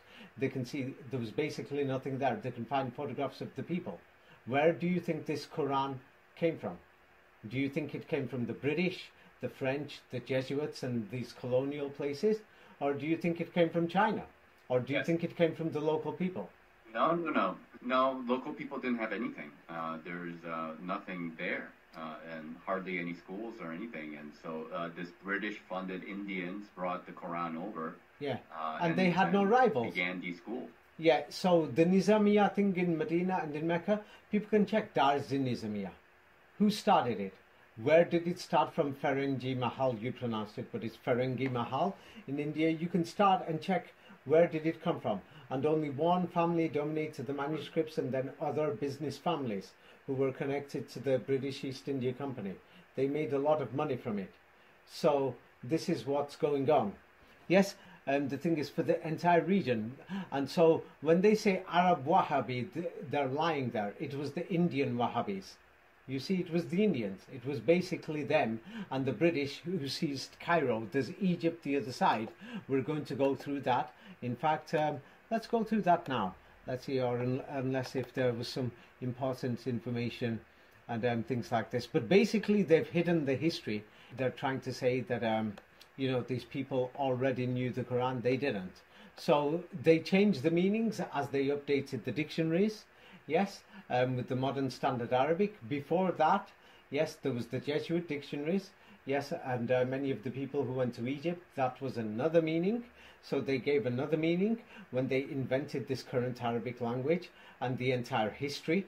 Yes, that people went to study in Egypt. Now, this history people can find, yes, a lot of it, and I will write another book too. It's in my books for more further details in Secrets of the Kabbalah and 33 Degrees. Yes, let's go on to Morocco, Algeria, Tunisia on the western side.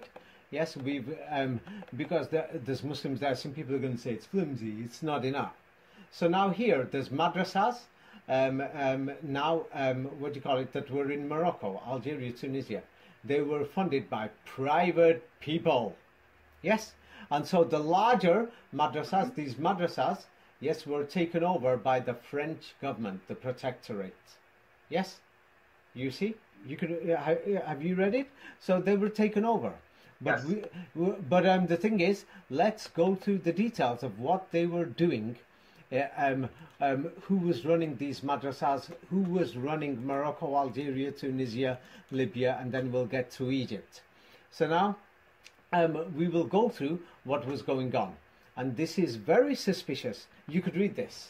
From its very foundation, the Moroccan nationalist movement had displayed an internationalist perspective on politics. As Halstead points out, many members of the Istiqlal future leaders had gone to Egypt, where they joined the Western-style Fuad University or the Islamic Al-Azhar University and became acquainted with the major intellectual trends of the Middle East.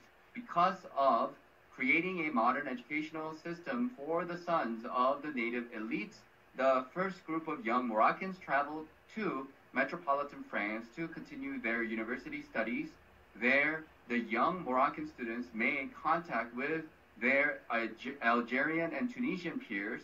In 1927, the North African students created the North African Muslim Students Association to supply assistance and help for North Africans living in France. Okay, I'm going to explain however, this in simple terms. Okay. Yeah, I'll explain it in simple terms. Okay. So now, we've got people, you know, in the 1920s, 1910s, 1930s. Yes? We've got Moroccans, Algerians, Tunisians. They're all going to France. And the thing is, they learnt Arabic in French schools. They went to France. They learnt more Arabic and French there. They met each other from the rich families.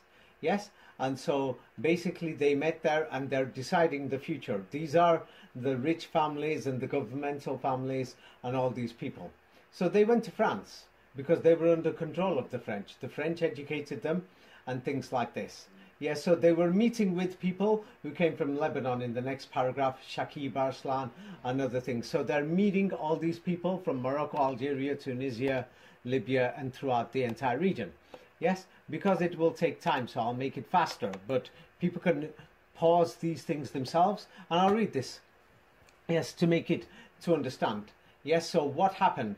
What do you call it? Yes, after the retirement of the French Resident General Liate, which made Moroccans lose hope in the application of self-government because they just wanted to rule themselves as they came into the cities, or more people were leaving Europe. A lot of them came from Europe. And so the Moroccan nationalist movement witnessed a political revival, yeah, basically by studying in French. And they called themselves young, educated Moroccans. They're studying in France, France, France. Yes? And so things like this. The first was a traditional religious trend inspired by the Salafi movement that emerged in the 19th century. Yeah, they call it Salafi. It's not really Salafi. They've just given it a title.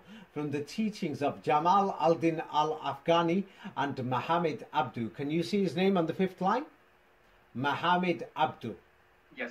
So this is what they wanted for the future of Morocco, Algeria, Tunisia and Libya. They're inspired. They want this teaching to go everywhere. This Mohammed Abdu and Jamal al-Afghani. You see?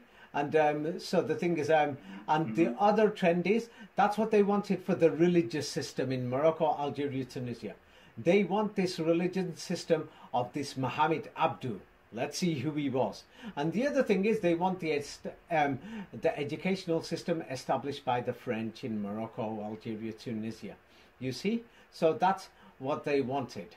Yes? So what is this system? Yes, and things like this. The followers of the religious movement who followed this Muhammad Abdu wanted to develop a modernized system of Islamic law and revitalizing the Arabic language. They said nobody can speak Arabic, and they said, oh, people spoke it 1,000 years ago. Whatever. Yes, so they're saying we want people to learn the Arabic language now because nobody can speak it in Morocco, Algeria and Tunisia. So now Muhammad Abdu, yes, he was in Egypt. So that means we're going to have to go to Egypt. And they're sending them to Egypt for further education. These Indians are sending people to Egypt. Why were they sending them to Egypt? And they're all educated by the French. You see, educated in France.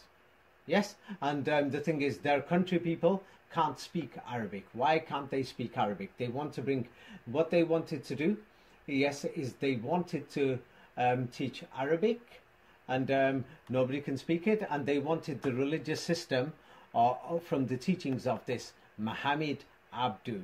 Who the hell was he? Here I found 1857. Yes, so now the thing is, we've got these Indian teachers. We can't find the history before then. They're going to say the Quran was already there, but we can't find the Quran before there. Yes, and what do you call it? The madrasas and the mosques, you could read this. After 1857, mysteriously, these Indians have turned up in Iraq, in Syria, in Palestine, in Turkey, in the Ottoman Empire, and they're teaching people to memorize the Quran. In Saudi Arabia, in Kuwait, Dubai, Oman, Yemen, there are hundreds of Indians. They're teaching the people this Quran. So, and they've come after 1857. What happened in 1857 in India? You could read it. Yes, it was after this, following the 1857 War of Independence, that madrasas in Delhi and its major mosques were seized by the British. What? Seized by who? The Chinese? British. British? You're telling me that mysteriously now the British have got hold of all these madrasas and with all the other principalities and everything, they're taking control slowly year after year, they're taking over and everything. The British are controlling these people, and they're training in the next generation, the year after and the year after, and all these things. And all these students in the next 100 years who are learning this Quran in these madrasas, and they mysteriously turn up in Saudi Arabia. The British seize Egypt. Yes, and they turn up in Yemen, and these Indians are in Iraq. They're everywhere. They're teaching people this Quran that they're learning in madrasas in the 1870s, 1880s. They opened the South Theatre School. You're telling me the British now run and control these madrasas? Is this what you're saying? That's what it says, yes. Or is this a fantasy? Could be both. It could be people are dreaming. Of course, now the Quranists are going to be saying you're inventing all these things. So the Nizami curriculum and everything, they can check it out from Ferengi Mahal and all these things. The British seized these places. The British took over all these places. And what do you call it? This curriculum and this system and this hadith and everything. Yes, the British... the two original oldest copies of Hadith, people could check it, was printed in British India by British machines, and the other one was in a German principality somewhere. Yes, I've forgotten. I'll have to go through that some other time.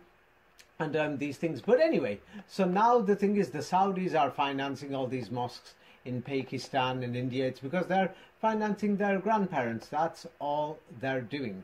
Yeah, can you see it? Because their ancestors came from there. Yeah, it's not like they're doing it accidentally. You can see? Yes. Yes. So the thing is, we've got all these Indians in that side, and on the other side, we've got people who are going to France, Paris, and they all want to bring this religious system of this Muhammad Abdu. You see? Yes? Which is suspicious. So now we will go through who the hell is this Muhammad Abdu. Yes, let's go through who the hell this Muhammad Abdu. The full information of all this Muhammad Abdu and other things people can find in Secrets of Kabbalah, and more about the Arabic language and how the alphabet was Masonically, even the alphabet and writing symbols were Masonically invented based on the 33rd degree. Or the Arabic writing that we find in Northern Europe, like Poland or in Russia, is actually different. This is demonstrated in my books. People can find it there. But let's go to some of the things of who is this Muhammad Abdu, and then we'll finish it off for today. Because people will say, oh no, the Quran was already here and all these things. But so let's find who this Muhammad Abdu is and Egypt. Why are they going to Egypt? Yes, for further education. Yes, anybody who's rich or something. Or why were they supporting in the French territories? They're supporting this Muhammad Abdu and they're going to Egypt. So let's see what's going on in Egypt. You could read the first sentence. After the British invaded Egypt in 1882, they put their own people in power. Lord Cromer, a British colonial administrator, made Muhammad Abdu the Grand Mufti of Egypt in 1899. This was the highest Islamic position or the chief legal authority in Islam. Who was Abdu? Abdu was? Abdu was a Masonic Grand Master. He had traveled to Europe and he gave lectures in Oxford, Cambridge, whatever. Oxford and Cambridge were colonial, what do you call it? Yes, colonial centres then for plans and what to do. Okay, I'm just going to make this simpler. 1 second. I'm going to say it in simple terms. The British invaded. They murdered people. They took over. They took over Egypt in the 1880s. Then they found one of their men, one of their buddies, and they put him in power. We can't even find the origin of Muhammad Abdu, and one of his friends was Jamal Uddin Afghani. So what they did, people could read this, they could check these things themselves. So Abdu was the Grand Master of the Masonic Lodge of Egypt, the United Lodge. Yes, and they chose him to the Committee of Al-Azhar. And the history of Al-Azhar before then is a forgery and a lie. So what they did is, from there, they started opening these Quran schools and everything to memorize the Quran. You could find photographs of students sitting on the floor, and many of the parts of Al-Azhar, if anybody goes there, I've been through it. It's in many of the buildings look like industrial factories in Al-Azhar district, and the Al-Azhar University, the main parts where the students are sitting and learning in the 1880s. Actually, you can see that that's basically brand new. So Abdu and Jamal Uddin Afghani, yes, they were in Paris together in 1883. So Abdu basically, yes, he reorganized the entire Muslim system in Egypt, whatever this original Islam was. So, and this Al-Azhar, it was basically, what do you call it? So the Grand Masonic Master is now taking control of the entire system. And so when we look at Abdu, yes, so the British set up their banking system there. And Abdu turned around and said, hey, you could charge interest and take interest. Yes, and he said it's halal, but the Quran says no. Yes, so people can read this and check this on my own time. And my book goes through it from more about Abdu and what's going on in Egypt at the time. That if people check this, that in Egypt, yes, nobody can speak Arabic there. We went through this in the video before. People being interviewed on the streets there, they learn it in school. Yes, so you could read this yourself from Wikipedia, Cairo University, and the next one, you could read them. Yes? Yes, Cairo University. The university was known as the Egyptian University from 1908. European Orientalists who lectured in classical Arabic filled many posts until the 1930s. Most of Egypt's modern schools were run and staffed by Europeans who also held all senior positions on technological projects by the late 1870s. Isn't this suspicious? Wait, let me just get something out. Yes, what I'm getting out is the fraud that was going on in Egypt at the time. While the British occupied it, yes, they, invented many ancient Egyptian sites. This is in my book, Ancient Egypt Did Not Exist. Yes, where they're forcing the local people who were half naked and things like this. They were forcing them to construct many buildings, and they were claiming these are ancient, they've been here for thousands of years. Yes, on all these other things. They invented the history of ancient Egypt, and as you can see, classical Arabic was being taught by Europeans. Or was it being taught by Europeans or by Chinese? Europeans. Yes, and so most of Egypt's modern schools, were the teachers Europeans or Chinese? Europeans. Ah, what's going on here? Why were the Europeans teaching classical Arabic? Didn't they know Arabic themselves? Isn't this supposed to be Arab history? Egypt is the heart of the Arab world. And so the system that this Mufti Abdu placed in Egypt at the time, this is the system that they wanted. You see? And that was the language that they wanted to promote.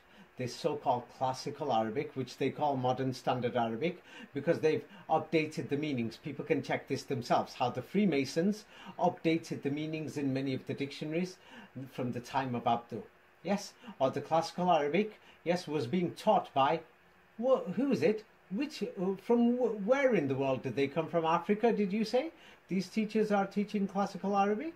Or where? Where did they come from? Europe. Europe!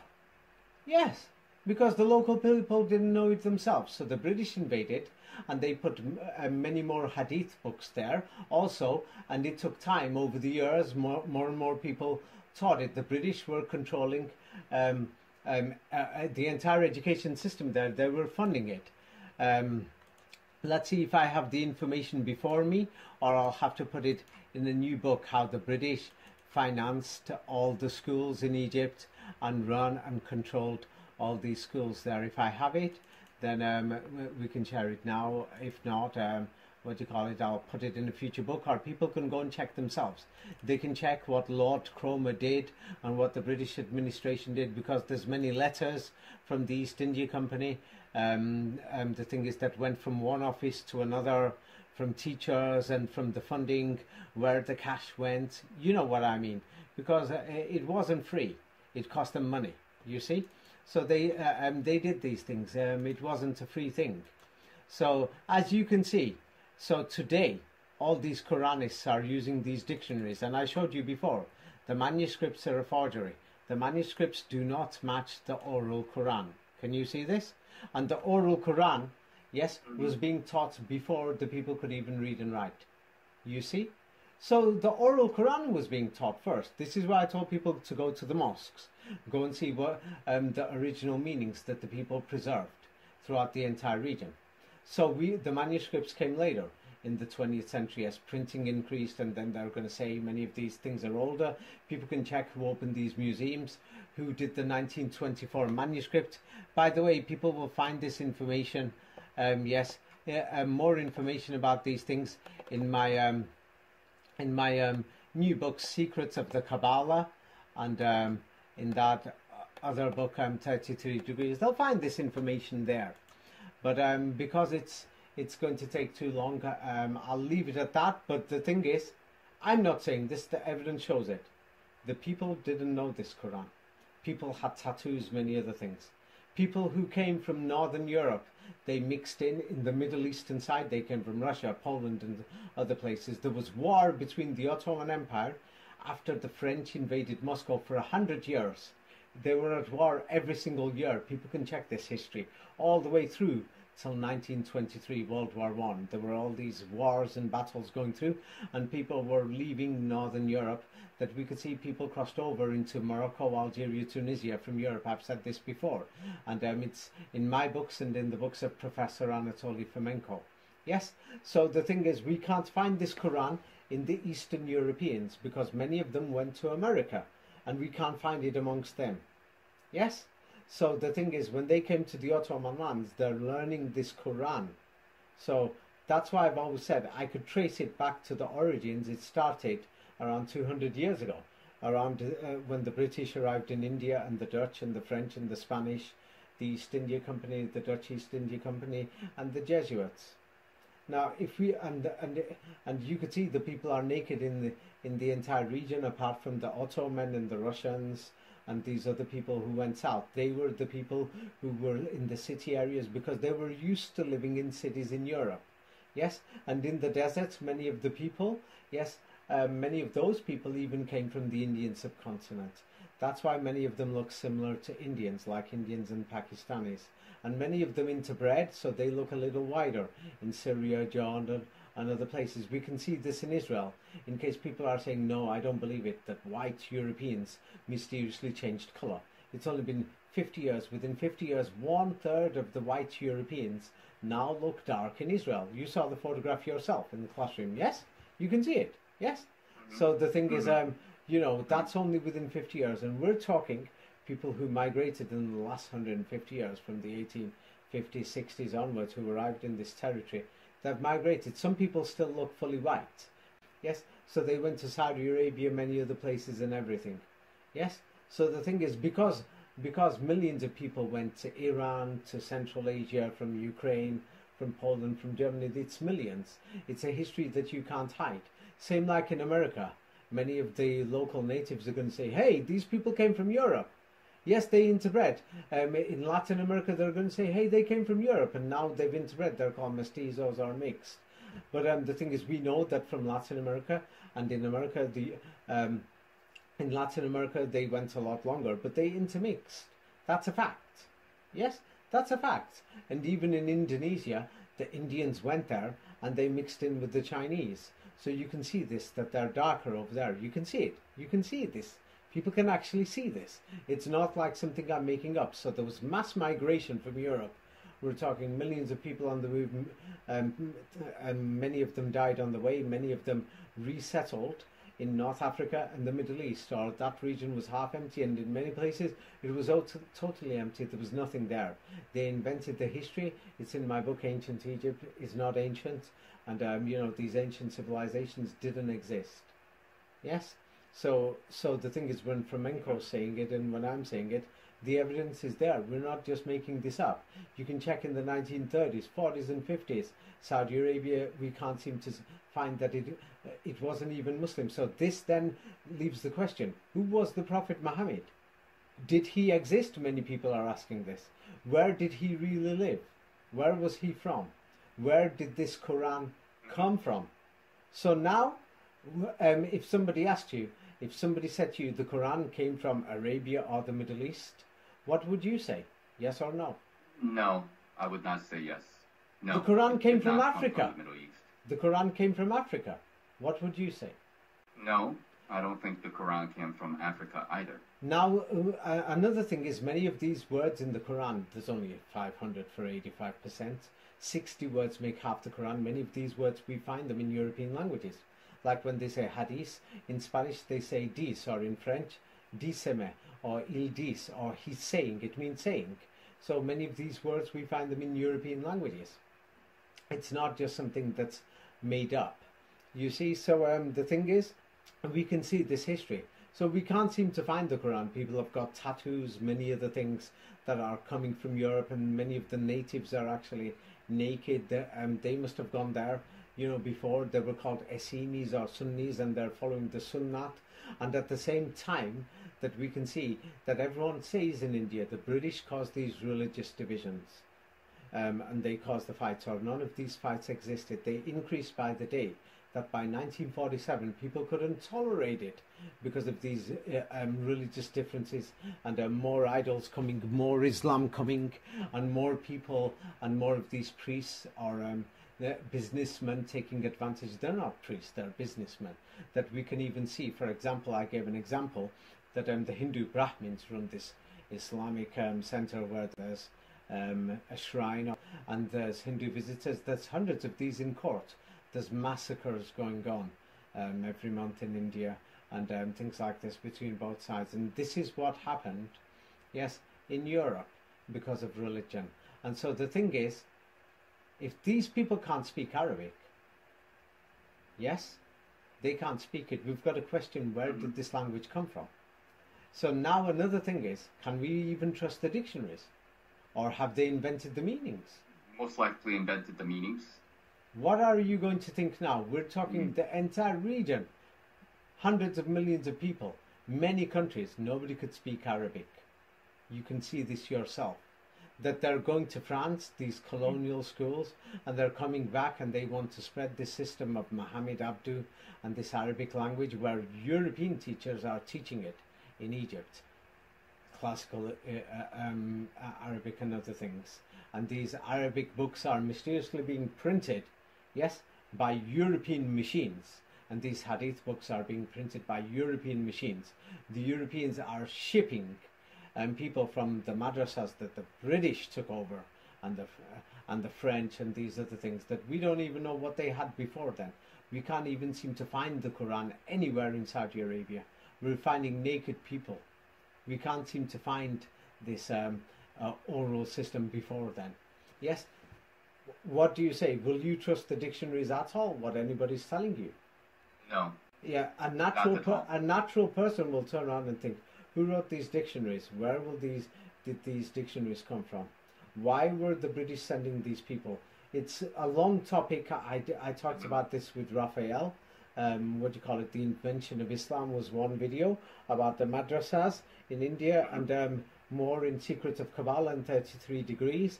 And I'm going to write another book on it too, of how the British who are funding these madrasas, they sent their people to Saudi Arabia and everything, and all these other people throughout there. They sent thousands of people. God knows how many it's turned out into now their grandchildren. They had 7, 8, 9 children, everything. They intermarried with many of these North Europeans coming.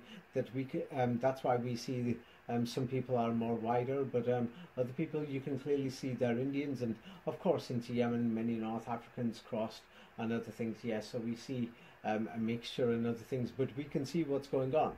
Does it look like this current Quran that they're showing us? Yeah, does it look like that it came from China, or did it come from the European colonialists, or did it come from Arabia or anywhere in the Middle East? Did it come from anywhere in that region? European colonial.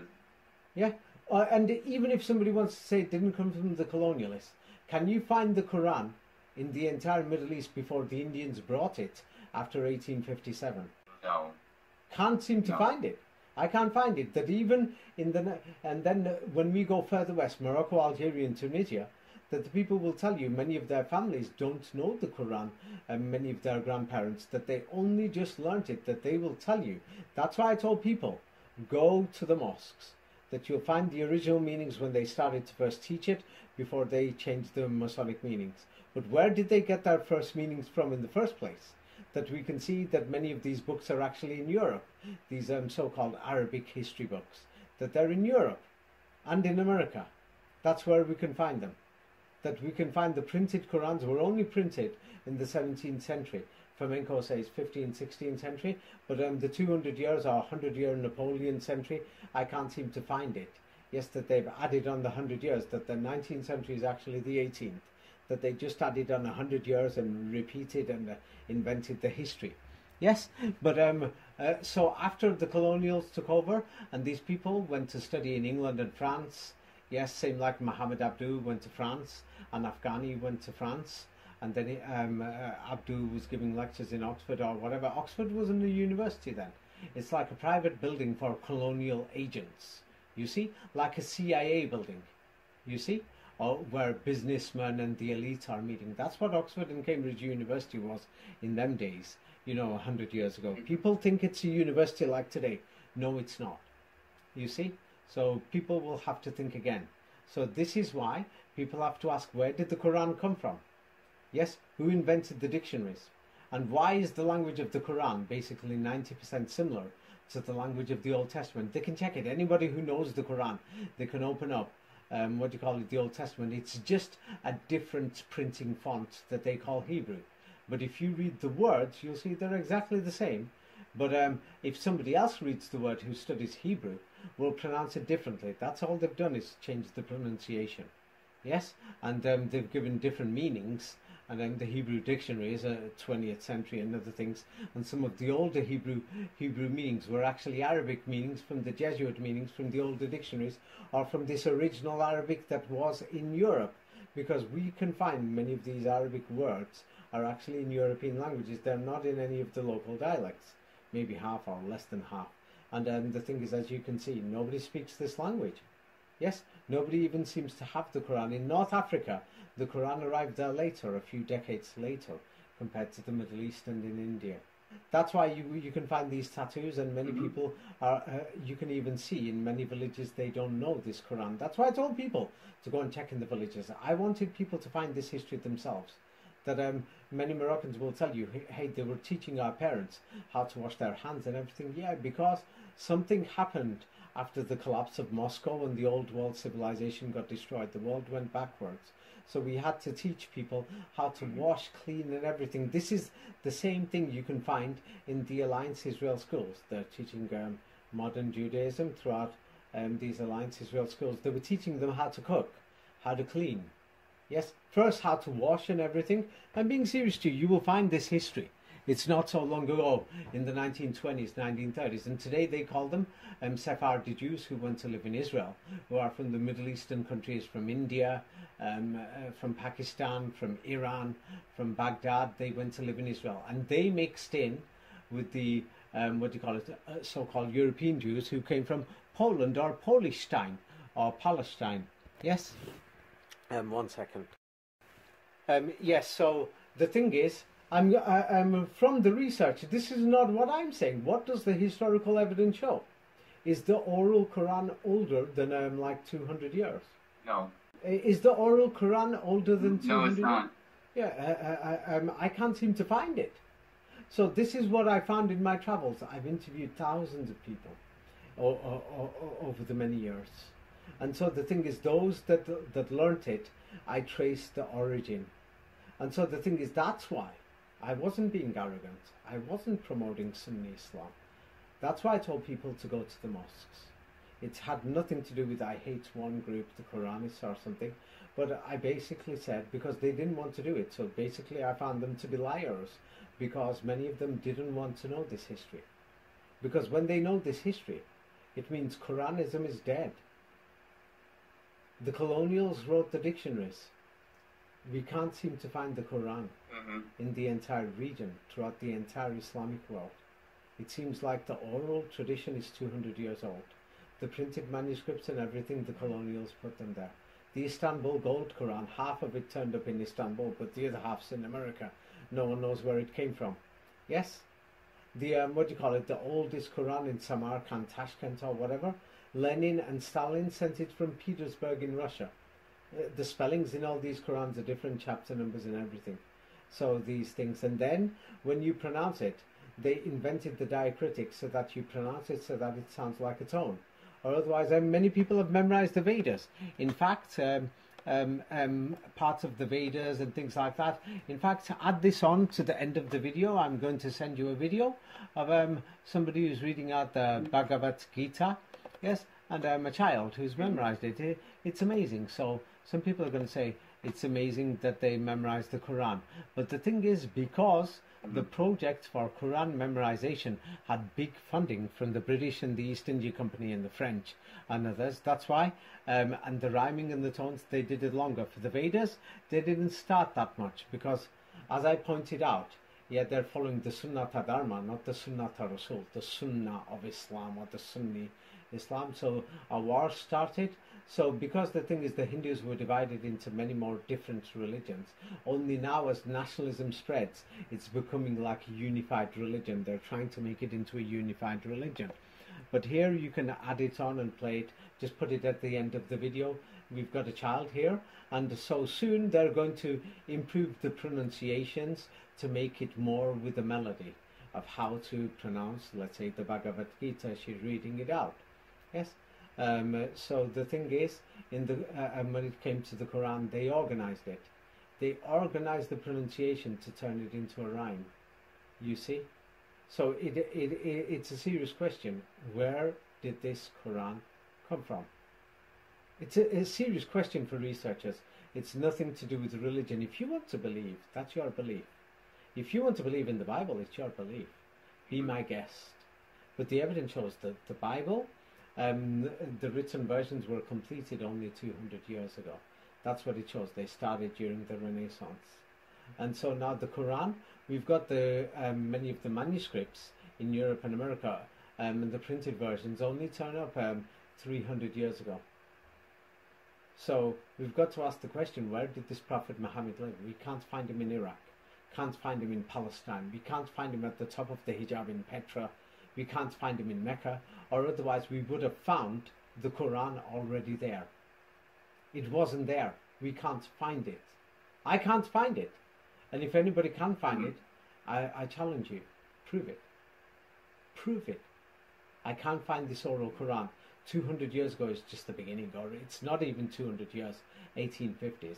You could say 170, 180 years, or around the time that the Europeans turn up with this business company. It's a company, not like an empire or whatever. East India Company or the Dutch East India Company and these traders, and along their trading routes, they train these people in these so-called madrasas, and then they've given an ancient history. Or these Indian priests are like they learned from the Prophet Muhammad 1,400 years ago from Arabia. Yes, they're going to say these madrasas in India are older. This is what they're going to claim.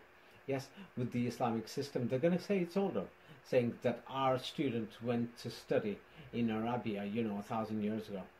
Can you find Islam in Arabia 1,000 years ago, when 85% of the people are naked running around villages?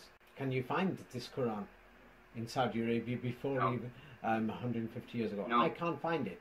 Yes, and so many of the Northern Europeans came because they had no livestock, no nothing. They intermarried with some of the locals. Many of the locals were actually from India anyway. Yes, you see? So they married, and so this is why we could see differences in skin color. Some people are more wider and things like this. So that's what really happened. And unfortunately, it's because we study Western history and many people have not looked at this, and many people don't appreciate it. I've got a serious question. Who wrote these dictionaries? Why doesn't anyone speak Arabic? Now the Quranists themselves, they were celebrating when I said, hey, who wrote the Bible? Yes, we can't seem to find anyone who's memorized the Bible. We can't seem to find this Hebrew language or anything. It came from Arabic. They were celebrating. I showed them the dictionaries are fake. It's based on an Arabic that's in Europe. So now, are the Quranists going to be honest and investigate it themselves? Who wrote the dictionaries? Who compiled this 1924 Quran from Al-Azhar when the leader of Al-Azhar was Mufti Abdu? And this is the manuscript they're using, the Cairo Quran 1924 edition, which was published 19 weeks after the Sultan was removed, the Ottoman Caliph or Islamic Sultan. If I give you a Chinese book and you can't speak Chinese, a word of it, will you know the meanings of this book? No, I will not. Ah, so of course, if I gave it to you and said it's the book of God, yes? Yeah? And you went to China and nobody speaks Chinese, and next I give you a dictionary and said, see, look at this dictionary, it has this meaning. I can update and change dictionaries anytime, according to my wish. And I've given you a book and I'm telling you it's the word of God. It's your duty to investigate where this book came from. And nobody speaks Arabic in the Middle East. You can find this history. Go there. Stop any Arabs and ask them, did your grandparents even know this language, or did they learn it in school? Yeah, throughout the entire region. You can check it. There you go. So it's not like David saying anything. So please don't say David said it. Go and check the history yourself. And you can check it, there's the Jewish people, the Alliance Israel schools. You'll find it in their history, 1930s, 1940s, 1920s. Unfortunately, this is the reality. We can't even find the oral Quran. Maximum 200 years. That's just the entire maximum. I can't find it before then. That the reality is the 80% of the oral Quran was passed down only in the 20th century. Only in the 20th century. That's it. That is it. So, who gave this book, and why is it along the trading routes of the East India Company, and where they were taking their people and dropping them off and financing these madrasas under British control, and British Egypt, the British appointed their people there to compile the Cairo Quran. They set up the entire system in Egypt. Why were the Europeans teaching classical Arabic? Why were they going to Paris or London and other places to get educated, from the elites, yes, who learnt English or French, that they went further on? I mean, didn't they have any schools or education system of themselves? We can't seem to find anything. I'm sorry. The oral Quran, yes, for 80% of the Muslims is less than 100 years old. For the other 10%, it goes to like 130 years. And for the other 5%, to make it 95%, it's like up to 1880s, yeah, or 1870s. To make the final 5%, it's like, you know, between 1800 and 1880. That's it. Can't find this oral Quran before then. That's why I said it's 200 years. And because they've changed the calendar, it looks like 300 years. They've added on 100 years of history. Yes, but I can't find the 19th century. They've just changed the dates and whatever to show that the Prophet Muhammad lived 1,000 years ago, saying Jesus Christ got crucified 2,000 years ago, but the Crusades only happened 1,000 years ago, which is strange. Revenge for the murder of Jesus Christ. So I'm not making any of this up. The recent history, the last 150 years, you can check it. You can check this. Yeah, that's why I said go to the mosque, talk to people, meet people, talk to whatever, investigate and say, where did you get this from? Have you spoken to your grandfather? Or travel, go and check. People can check this themselves. I challenge them. I challenge them to find me these oral centers or oral schools. I challenge them. They're not going to find anything. And they're claiming to me that they know these meanings of the word of God or the words of the Quran, that they're saying this, and I've told them the meanings have been updated. The simple meanings are still there. In the Arab countries, about it could be up to half the people are infected because they're teaching the new meanings. Yes, from dictionaries, 10% of the meanings are infected. In the non-Arab countries, because they don't need to learn Arabic, many villages have passed on the meanings of the oral Quran, but the oral Quran, I can't seem to find it more than, 200 years. That is it. So because it's 200 years, and then we can trace it to Daddy, Papa, in the Vatican, the Jesuits, the British, the French, and the Freemasons, the Spanish, the Portuguese, and the colonialists. That's where we can trace the oral Quran to. There is more to this history. I'll write a book on this. Other aspects, it's going to take too long to go through now and more evidence, but the thing is, people can check this themselves. Okay, Natigeta, let's leave it at this, and the good title for this video is, where did the Quran come from? Okay, I've not said any of this, we're just reading. Right. You've not said this history, you're reading out what we can find from documentation and from history itself, and I'm reading it out.